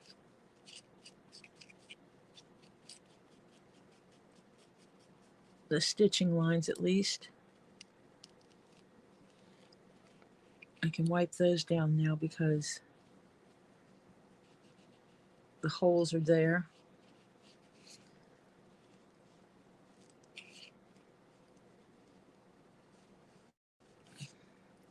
So next week is shipping. That's one of the reasons I really want to get this done, because that way I can ship this off. I can ship off the hat with the rainbow stitching and the Garrison cap I just finished. And Terry's box will go out to him, which is chains that he wanted to, he said he could take and use. He does miniatures, and so he will be able to use the chains that I'm not using for anything. Broken chains and stuff, and I did add some extras in there. And Terry can see what he can use, but he can use them in his miniature boat stuff. So, you know, he can coil some of it up like on the boat itself.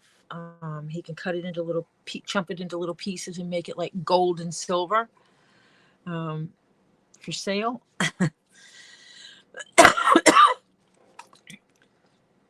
But it's really cool that Marcia has sent some money towards that shipping charge. I appreciate it. I'm sure Terry does too. And that way, Terry can get the goodies. And that one. Oh, that piece of paper in there.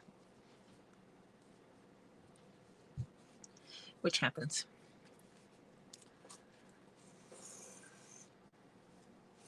I know you would. I figured you would, Terry.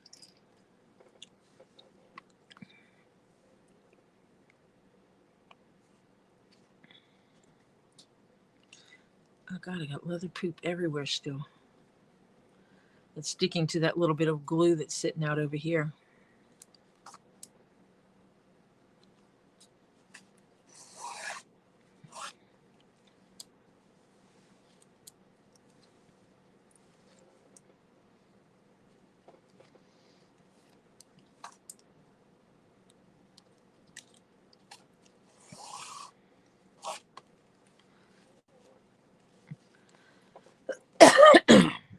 And so again, you can see the back. And when I get done, I will use this hammer and I will go around and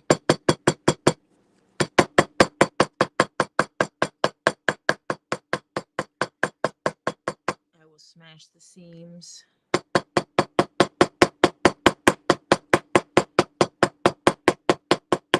And as I stitch, now that I've done those, you'll see the difference. It's not a major difference, but it's enough.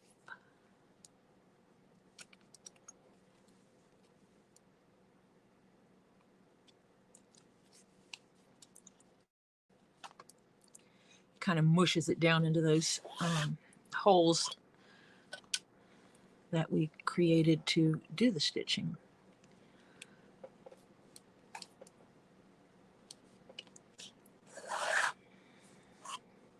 I thought about getting the stitching tines, which basically cut tiny, tiny slots in the leather, and trying to use those for some projects to see if I like them. But it's, do I want to put out the expense of getting them, not knowing if I will like them?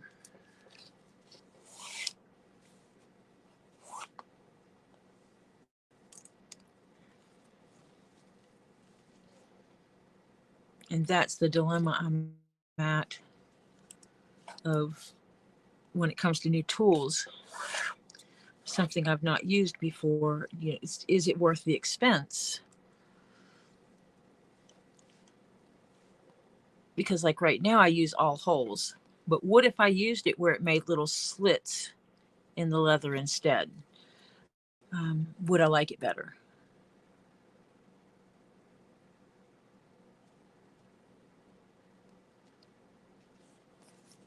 Yeah, you're lucky in that regard, because it's starting to get dark here, which means that the fireworks are going to start, which means the dogs are going to go wacko. Got a little fuzzy in here and I can't grip it with my fingers. Did I get it? I think I got it.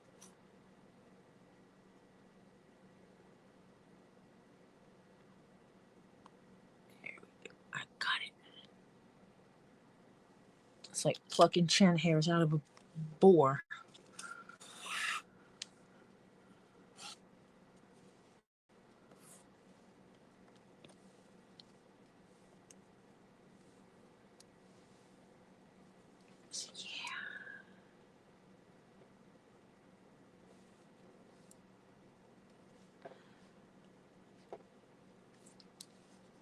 What kind of exciting things are we not doing this year?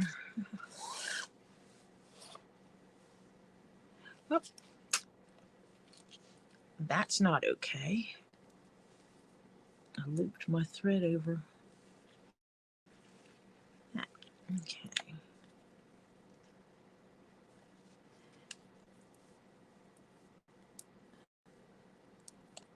Yes. Well, my cats just go hide. There's a lot of space for them to hide in. This is going to be a little different in how I do this.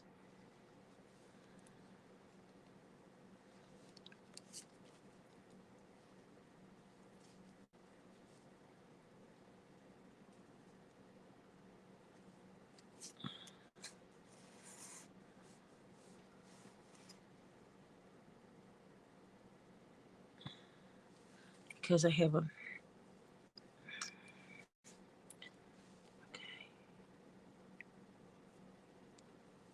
What the heck did I do here? Did I just stitch through my other thread? I think I did. Dagnabbit. This is the one I was just stitching with.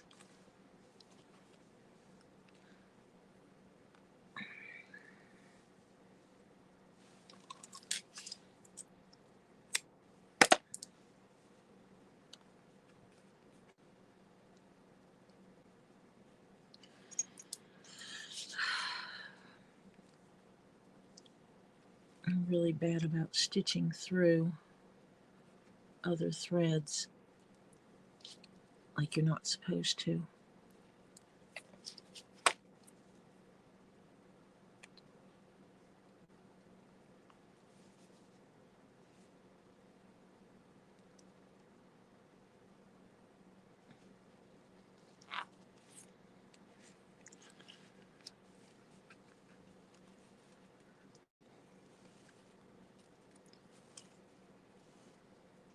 Okay, so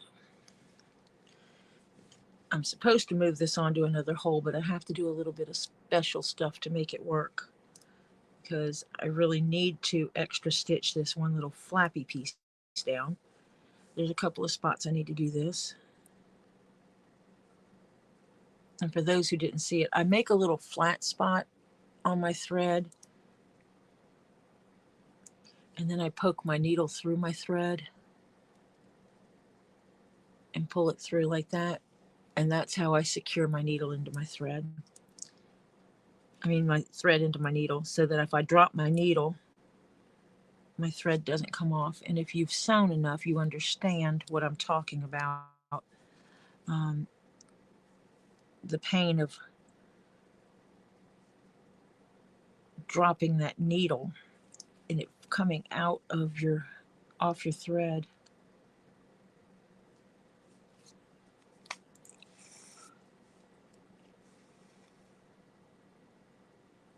See, I made a extra stitch to catch that, but now I have the thread where it doesn't belong. So what I'm going to do is I'm going to loop it in this thread, so when I come back around the same spot, it makes it not a problem that it won't undo my stitch.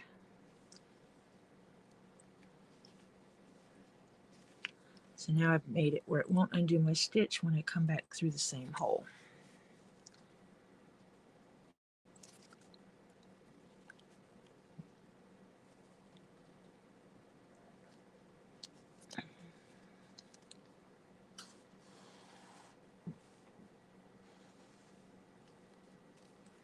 Oh, I am lucky that we do not have problems with the cats doing things like that, Diana. Our cats leave the toilet paper alone. They also don't claw the furniture, or very rarely do. And usually we just fuss at them and they stop, and then they don't go back to it because they know they can get in trouble. They kind of prefer their cat towers and such.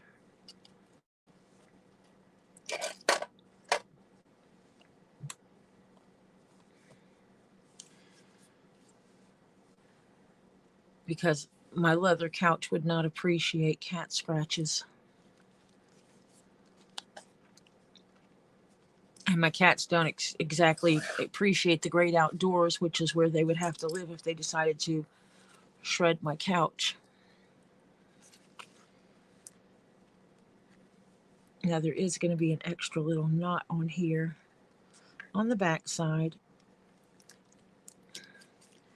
Just a little bit of a hiccup that you can see. It's actually not a hiccup, it is intentional. And that's where I knotted it so that I could put the needle back through the exact same hole and it not unstitch. I actually did this in a certain way that I'm going to sew the perimeter of this, and when I get to here, I'll just go around and sew this whole perimeter, so it's all done with one length of thread, provided I have enough.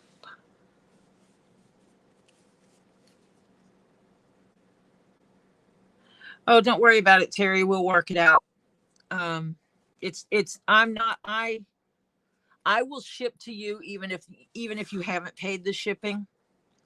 I'm not stressing about that because of what I'm sending you. We're not looking at lots and lots of money anyway. So if there's any shipping charge left after money that has been sent to me, I will let you know.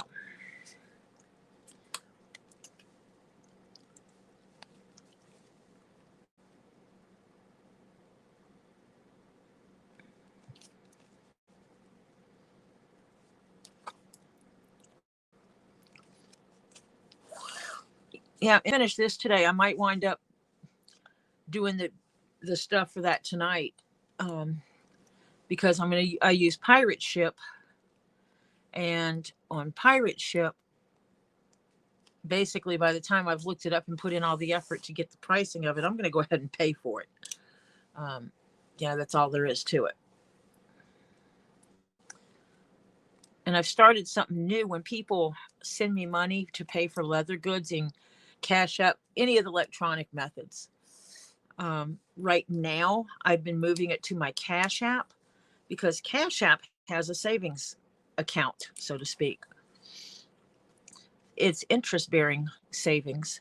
And so I've been pushing all my money into there from my leather crafting.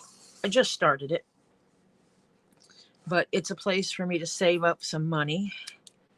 I have over 500 in there right now.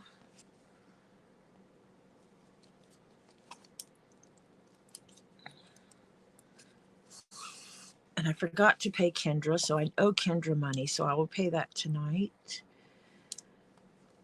so that she sends me pretty rocks. Pretty rocks.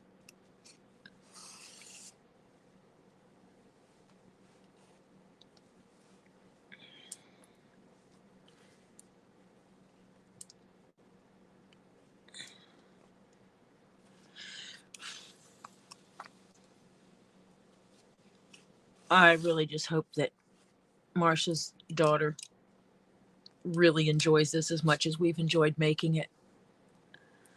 And I say we because you guys have been here through the journey with me of making this.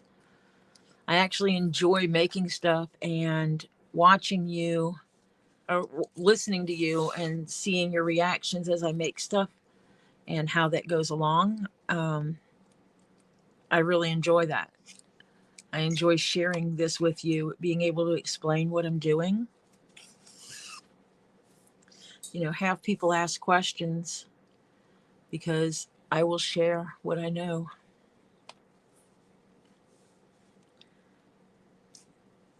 Yeah, I don't know if she sent it this way or if mine glitched or whatever, but I got notice of 2 invoices at the same time.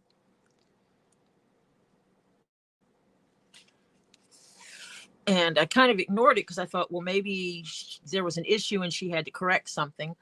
And so I kind of ignored it at first. And then I looked at it. I was like, oh, yeah, I need to pay this. And then ADHD kicked in and I got distracted. And I have a piece of paper or something in this hole. Or it's where the white leather's poking through a little bit. From that hole of that white leather, I will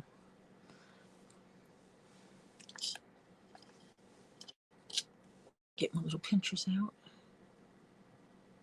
Because on this back side, the last thing I want is that white hanging out there.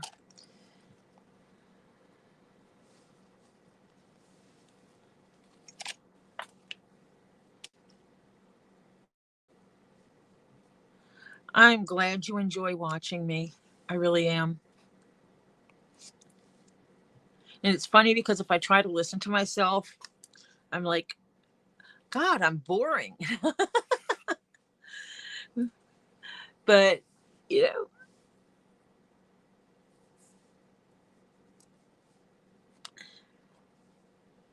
I will send her the money however she wants. So I need to find out if she wants me to continue doing it on PayPal or if she would prefer Cash App, but I'm good either way. One advantage of PayPal is if you decide to buy something with lots that costs lots and lots, you can split it into 4 payments. Or at least I can.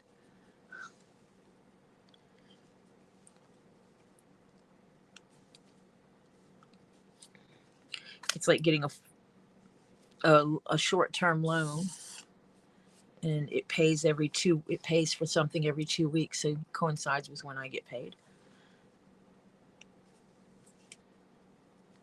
Cash App is another method of sending money in the U.S. that's, from what I understand, is U.S. only.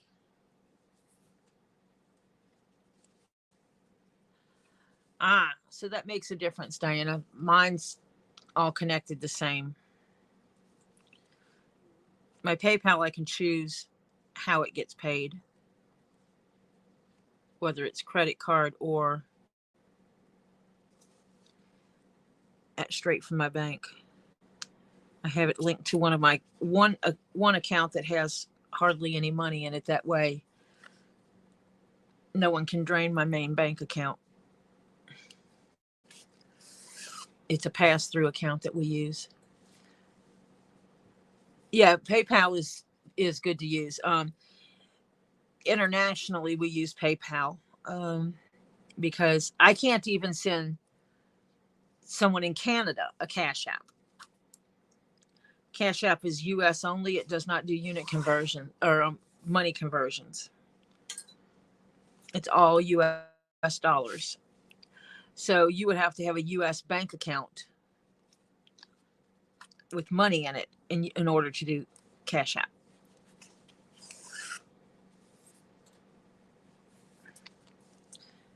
And from what I understand, some countries block the app. Venmo? Huh. I haven't checked.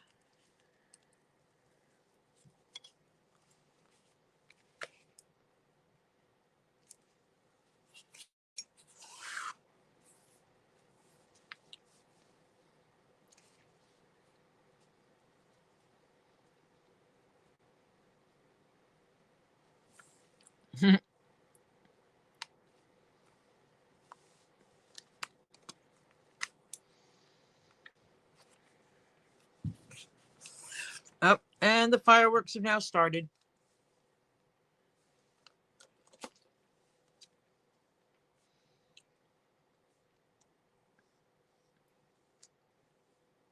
I just heard the first fireworks, so if the dogs are not inside in a comfortable area, please put them there. And where's my coffee?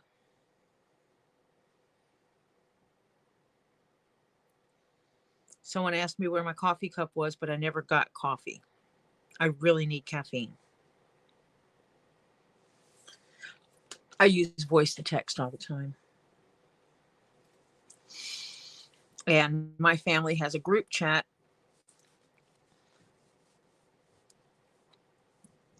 Huh. I have to check to see how my Venmo is set up because I have Venmo.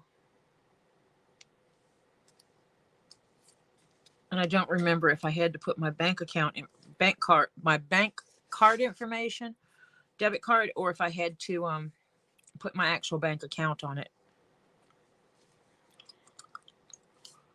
But we have a small pass-through account. And so that's what I use for different things. See?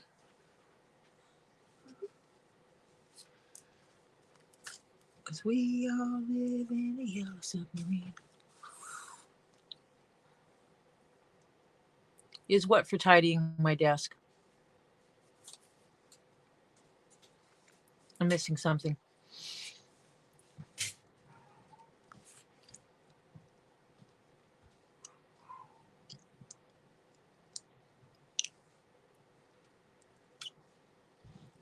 Is what for tidying my desk, Diane? I'm missing a message.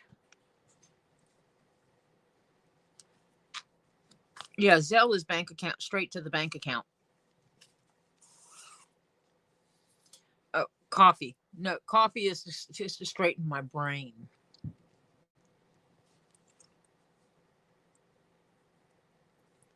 Caffeine. Oh, you didn't say that. Oh, Terry said that, not Diane.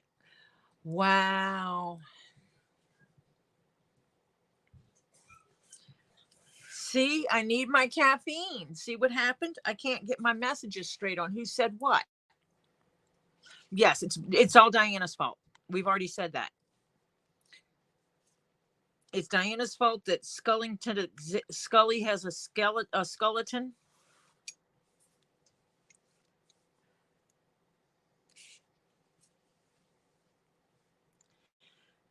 They're not supposed to charge for Zelle. That was the whole thing behind it, was bank to bank, basically invisible transactions.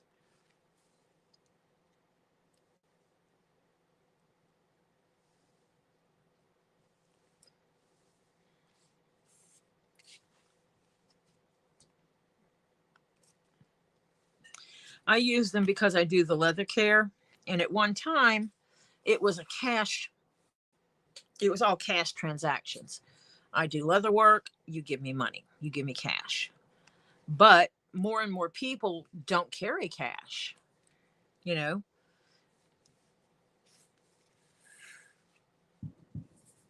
Boom, boom. You may start hearing the ba-booms going on.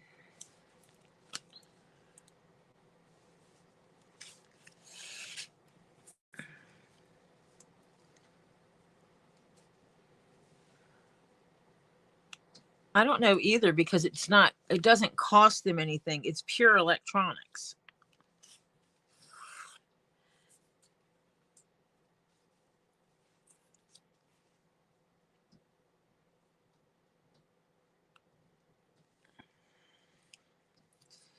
And it's a bigger guarantee that people aren't spending money they don't have, because with Zelle, you obviously can't take out more than what you have in your account. Yeah, see, $1 is $1 though, that Diana, you know, it's like out of a year, if you bought stuff from Robbie every week for a year and you paid with that and they keep taking their dollars, you just spent a sphere's worth of money in bank fees just to use Zelle. That's insane.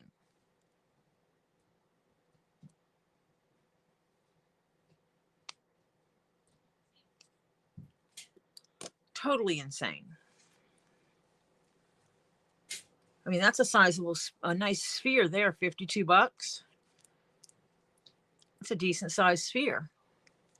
So when you put it in that kind of concept, yeah, no, I'm not giving them money to use that.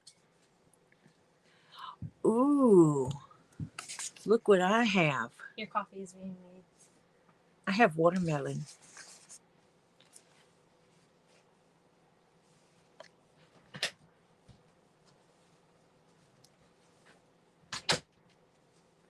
Oh my God, that watermelon smells so good.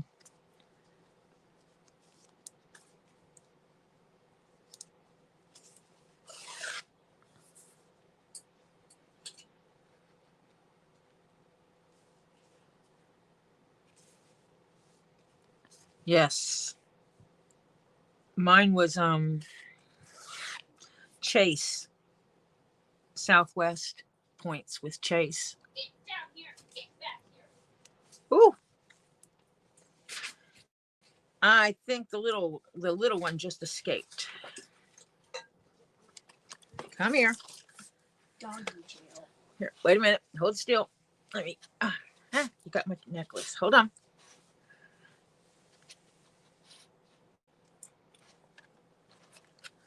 This is Starlight.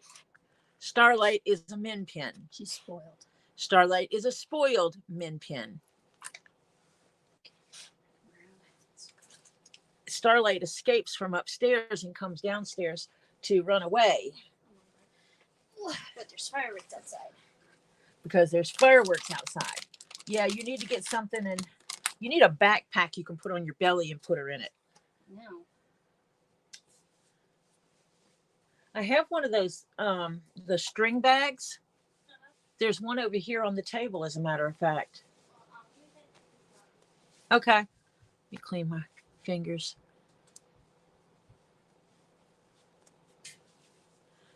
Ah, that might be why. Yeah, the min pin doesn't like, I don't know how you use it, but on my texting, if I click my box like I want to type, I have a little speaker icon down here. And so I click the little speaker icon and then it goes into voice mode. And then I just talk.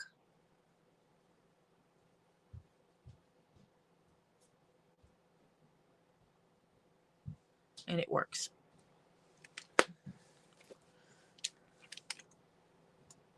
No, it's actually part of, see, it's the same thing like here. If I want to search something on Google, you have the little microphone there. Oh, wrong way. And if I click that, leather pants.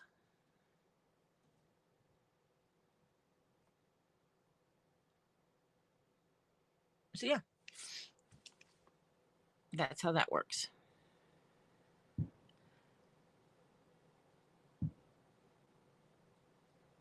Viking leather trousers.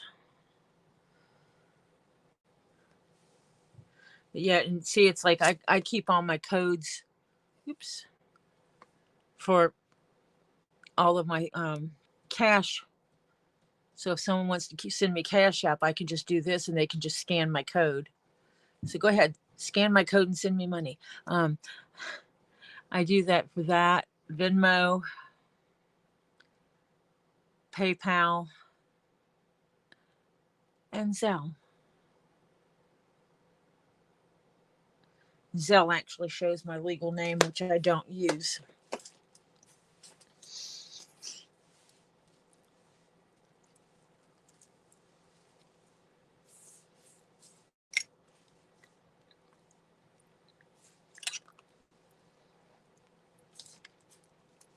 I only use my legal name in my work.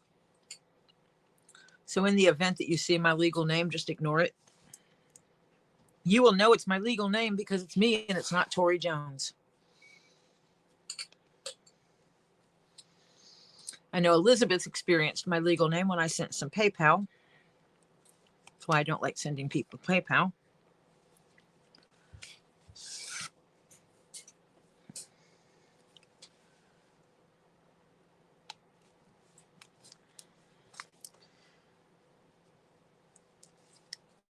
That's one of the things I like about, oh, yes, nectar of the gods. I have coffee.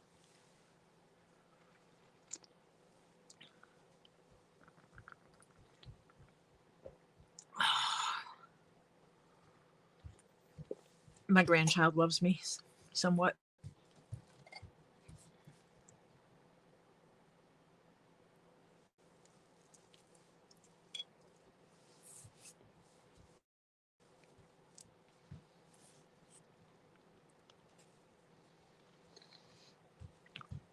I don't know, Marsha.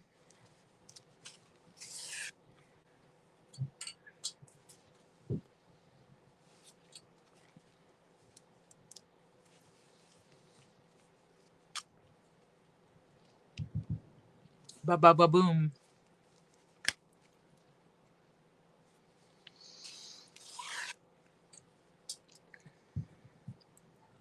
Yes. I mean, like, I'm not going to disappear if someone knows my legal name. I don't use it. One of the reasons why is it keeps my online life separate from my work life, which is what I prefer. I don't need my work coming in here watching and going, oh, you have free time to do this leather work. You should work extra, which this job I wouldn't have that problem with. But, you know, or if I'm taking a day off from work, sick. Oh, well, you're doing leather work. Why aren't you doing your regular work? Well, because this I can do sick. Some of this, you know, like the stitching I'm doing right now is kind of mindless. I don't have to be able to think. My brain doesn't have to function well for me to be able to do this. My hands just have to follow their muscle memory. And hot flash again. Whew.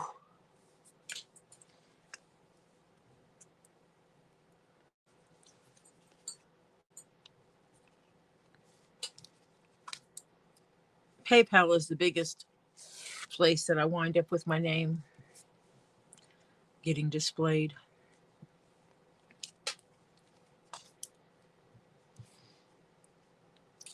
And I respect, you know, people's right to privacy. If I know someone's legal name and what they use online is not their legal name,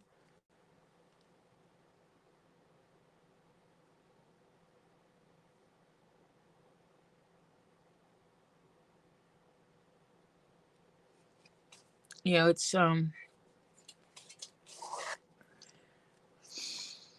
you tell me who you are and that's what I'm going to use.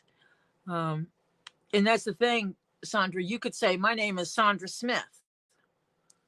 I don't care if it's your legal name or not. If that's the name you want to use, then rock on, baby. You use it, and that's what I'll call you. There are various reasons. My daughter does not use her legal name, and that is for protection of her and her children from an abusive ex.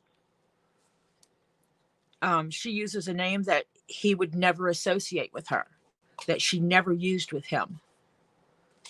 And it's very intentional. So being able to not use that legal name is extremely important. And the same reason why she doesn't use her legal name on anything with dealing with her her gaming. Nothing she has is with her legal name. And she has had problems with someone doxing her and using her legal name, posting parts of her legal name and stuff like this. And it's like, you don't understand. You're putting my grandchildren, you're putting me at risk, because the real thing is, if that guy comes to my house threatening my daughter or grandchildren, I am going to jail.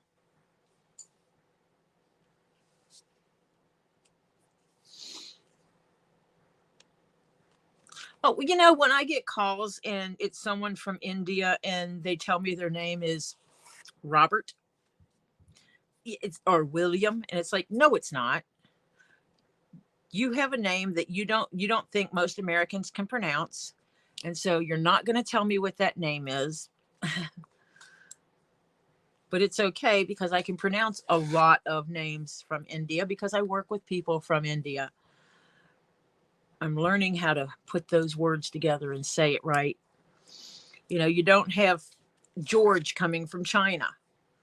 But it is common for people from Asian countries to take on an American name when they get their citizenship, or when they live here, they will take on an American name.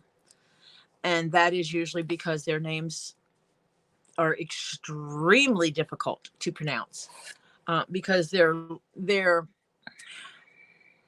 vowel and consonant ratio in their names does not fit our English speaking rules. So, you know, you can have a Q without a U in some of those. Well, if he came here threatening, well, I don't think he would survive if he showed up at my doorstep. It wouldn't just be my family that he'd have to worry about. It would be like the guy across the street that has taken a liking to my family and decided that he can help take care of my grandson and teach him things that young men should learn how to do.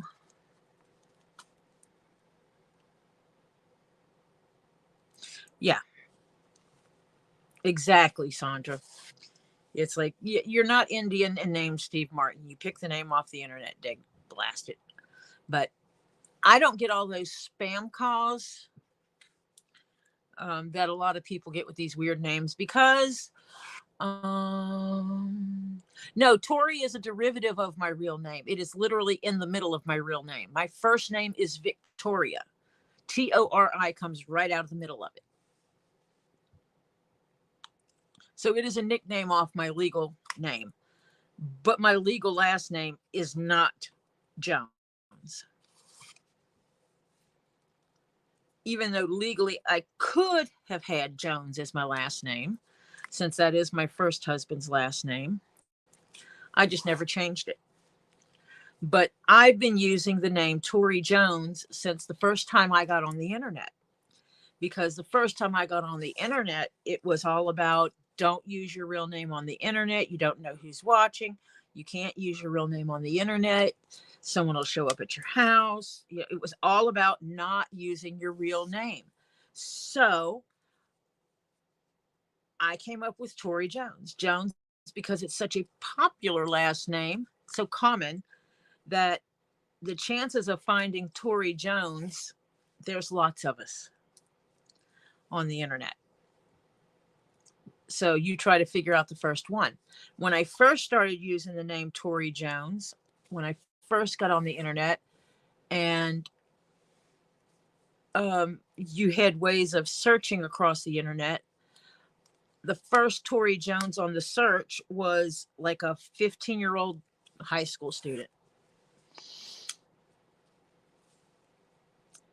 Only 10, Marcia?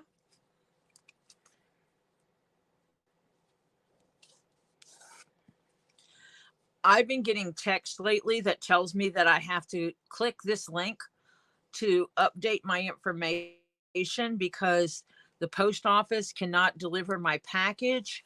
And I'm going to have to put in my credit card information to pay the extra shipping charge to have it shipped to my address because the address I gave on the package originally was wrong.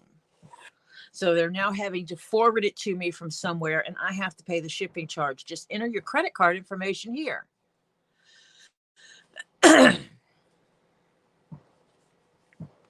As if, and it's like, first of all, I'll just go to the USPS website,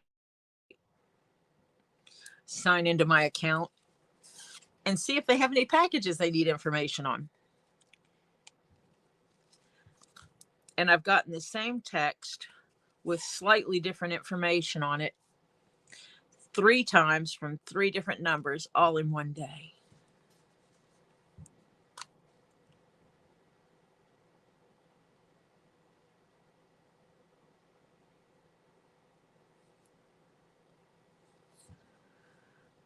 Terry, you must never use your phone number online.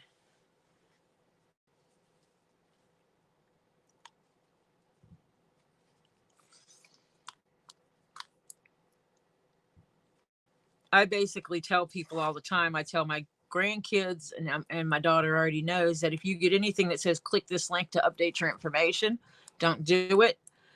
If it says it's from your bank, then call your bank and find out what they need from you, or call the whatever company it is and find out what they need from you. Never follow a link sent in an email.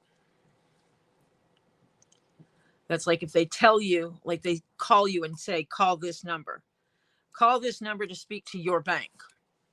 I will go online and get the bank phone number that I know is correct and go from there.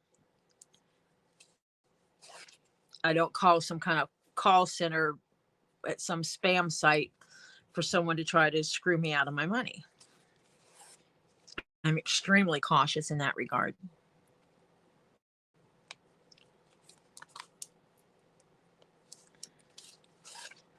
Almost finished stitching.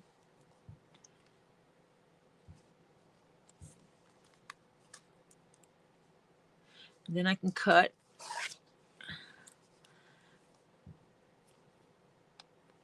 And then I can fix the edges. Finish the edges.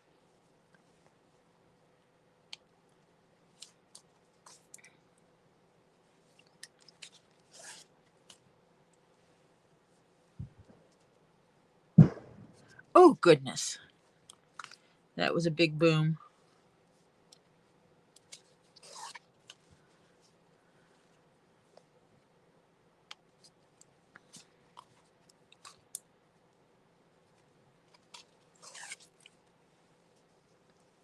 Oh, Terry, what is your name going to be?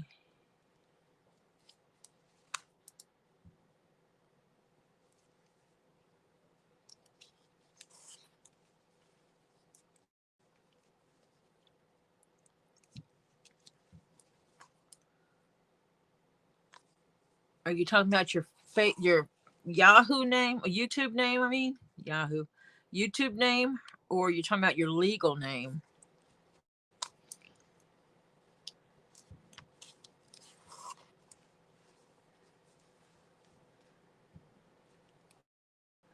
Terry, quite contrary.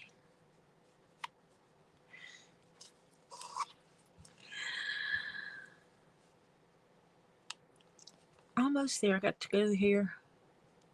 I'm here. Just a few more stitches.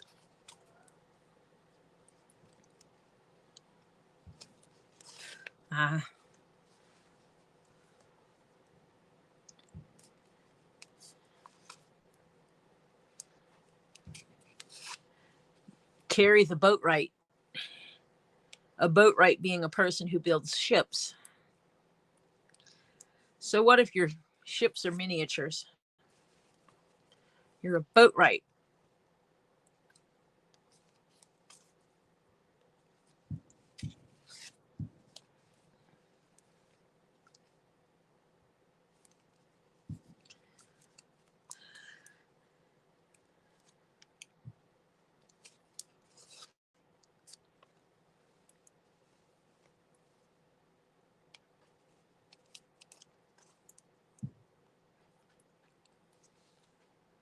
Ooh. Here we go. So now it's all stitched. Still have to cut it out. The back also has a stitching of it all. Hi, Phil. Lovely to see you. Always is.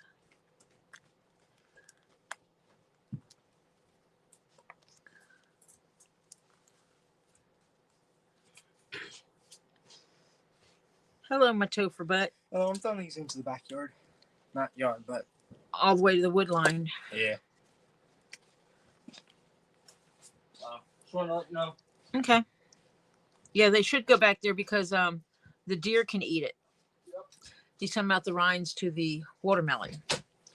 We throw them out to the wood line and the deer can eat them. Because we know this past year, we had a deer that had twins.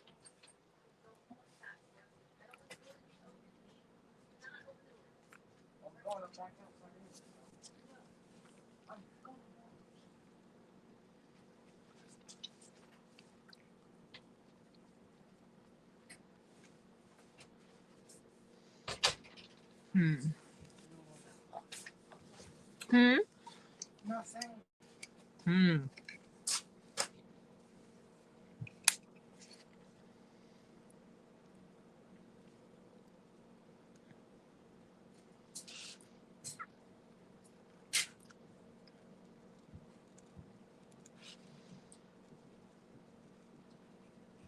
I haven't tied that off yet because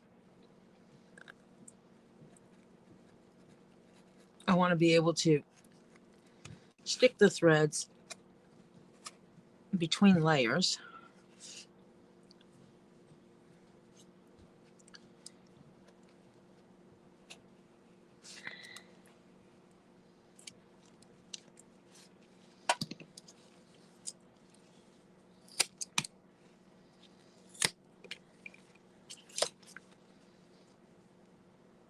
And I will just have to fix it when I'm done.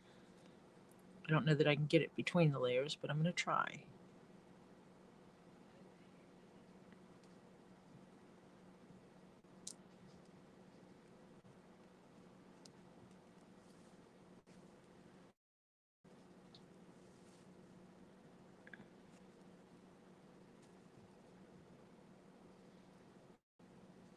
I'm doing this so I can hide the knot.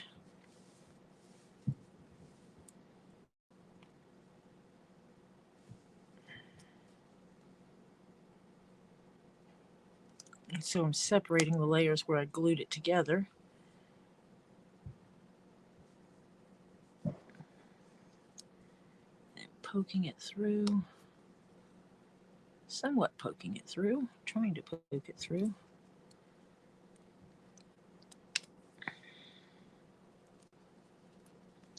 I will stick another smidgen of glue in the hole in this little slot when I'm done. And glue this right back together. Actually, I can put that through that hole too.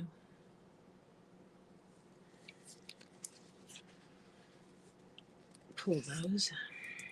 Go ahead and knot them.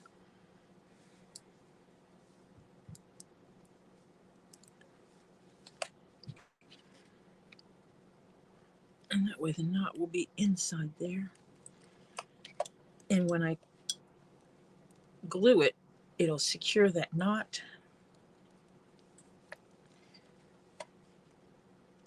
inside.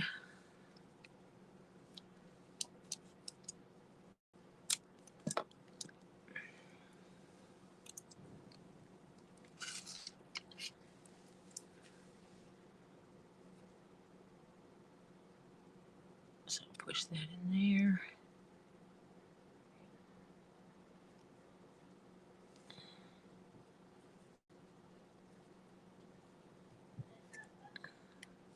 Push that in there.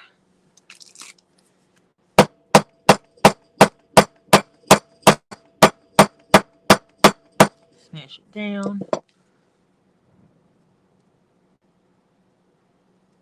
And I can see that I still need a little bit of glue in there, so where'd my spatula go? I need to mix up the stinky glue a little bit.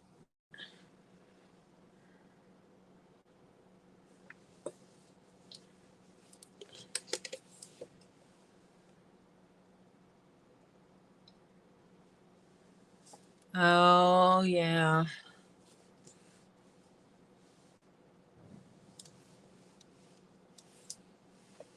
So Diana's going to be... Diana, how many children do you have that you have 23 grandbabies? Holy smokes.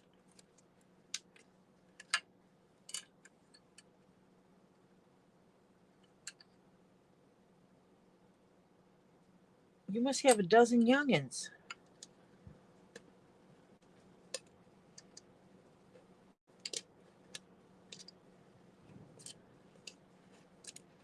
So there's 6 children.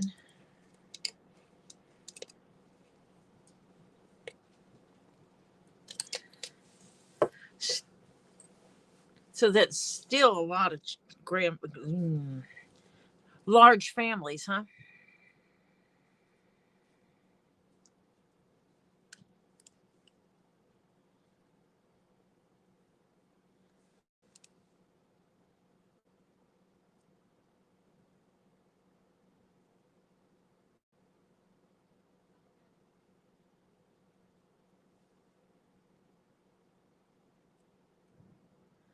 Good Lord, I could not imagine.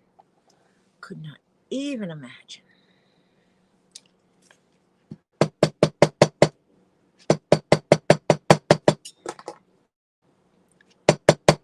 But then again, my grandbabies live in my house, so that also gives me a different perspective.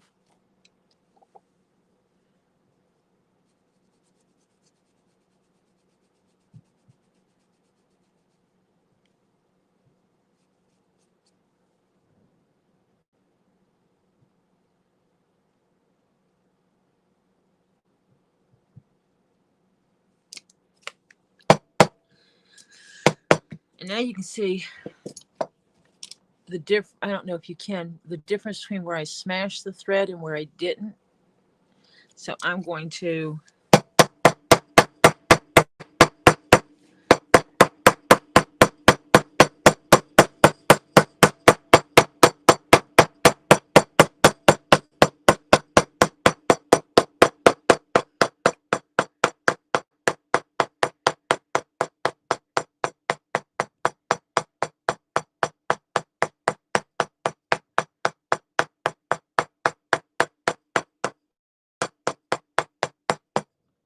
smush it. Smush it good.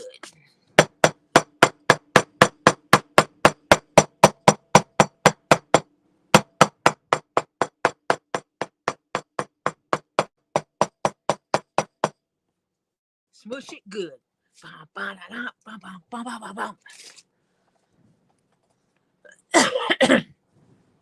Oh, yeah. Fireworks. But I know what's better than fireworks. This watermelon that's sitting in front of me.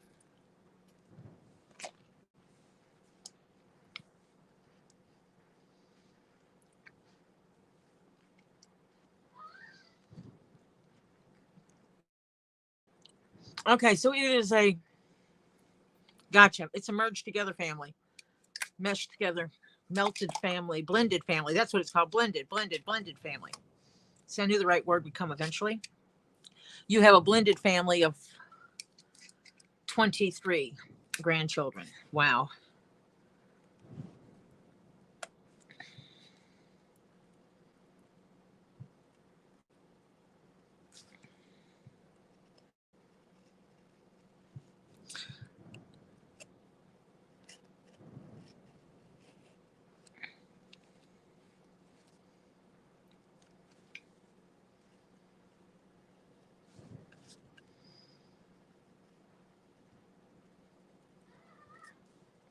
And I do have my hand in such a way that I can anchor it to cut through these with some kind of control. And see there, you can see the layers of the leather as well.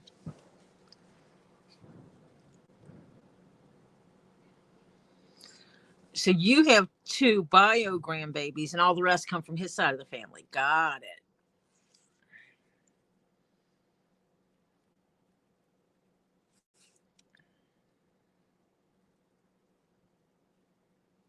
Well, I know I went to school with a boy that was one of, I can't remember if he was 13 or 14. One family had 13 kids, the other one had 14. They were like in competition to see who could have the most babies. And everybody thought that these children would also wind up with large families.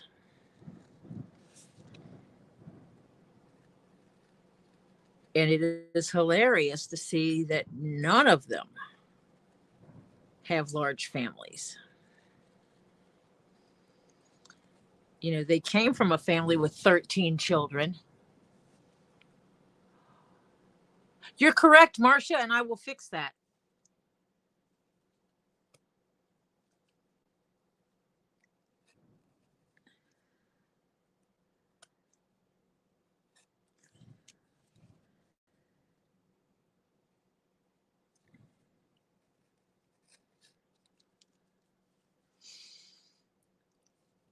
See what happens when I don't have caffeine, Marcia?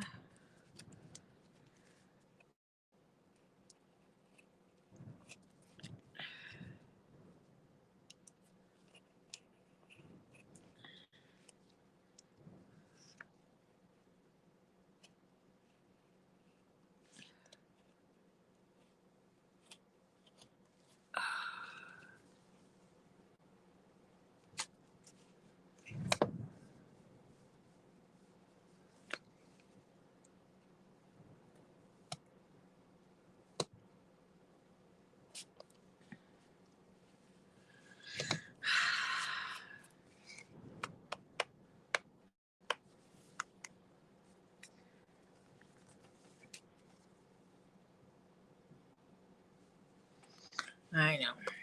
Shouldn't start until I'm adequately caffeinated, but if I waited till that, you know, I would just now be starting. I need to see what time Lisa's coming on tonight. Or are they coming on tonight? Oh my gosh, I wish these guys would stop. You know what? Lisa is coming on in about 15 minutes.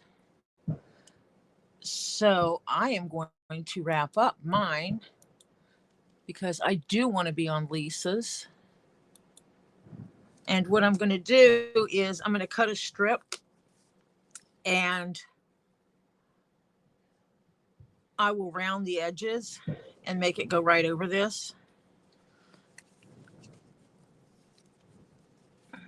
So it'll be like, it'll fold over it like this.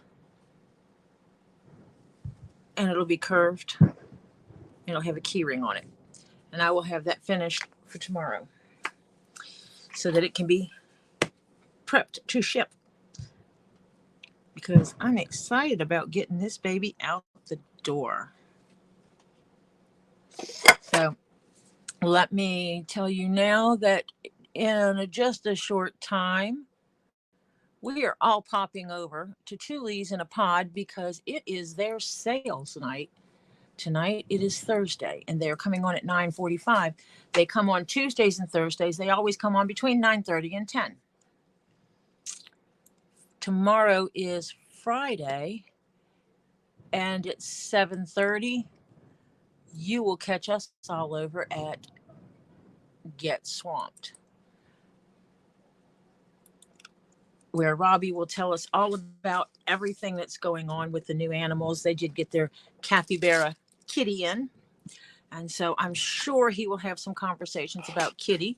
And if you have not watched his recent videos, you should see where they did the thermal imaging on crocodile eggs. Really cool. On Wednesdays at 8:30 in the evenings, you should pop on over and see the stuff over at Elizabeth's Handmade Jewelry. And the last Wednesday of the month, she has her dollar sale, so you should go on over and see that. On occasion, depending on scheduling and supplies, you will see a pop-up live by Stacy Northern Aurora Treasures.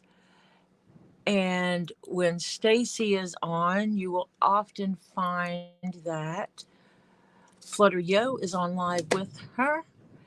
Together, they sell rocks, crystals, and gems and 3D printed items. Flutter Yo will pick up rocks in her region, so you may find Euperlites on sale that come from her region, where she walks around outside at night with black light looking for them to find the rocks that glow the best. Raw copper, jasperite, and stuff like that. Some cool unboxing videos. You can see Diana unbox all her spheres, aka balls. I think Phil is going to start filming pretty soon, doing Phil's adventures in the wheelchair, going around town doing things. I think he should film everything he does, just to show people how easy it is or isn't to get around town in a wheelchair, how accessible our town's anyway. So that is everybody that we go and see. There are others that we go see, but click on those and subscribe. I am going to log off. We are going to go to Two Lees in a Pod. Terry, you don't know how to what? You need to talk to me and I'll tell you. We are going to pop over to Two Lees in a Pod. They come on in 15 minutes. So everybody go have your bio break, get something to eat, get something to drink, stay hydrated, put your earplugs in, put your music up loud, whatever you need to do to drown out the horrific sounds of the boom, boom, boom from outside. And I will see you over at Two Lees in a Pod. Bye for now.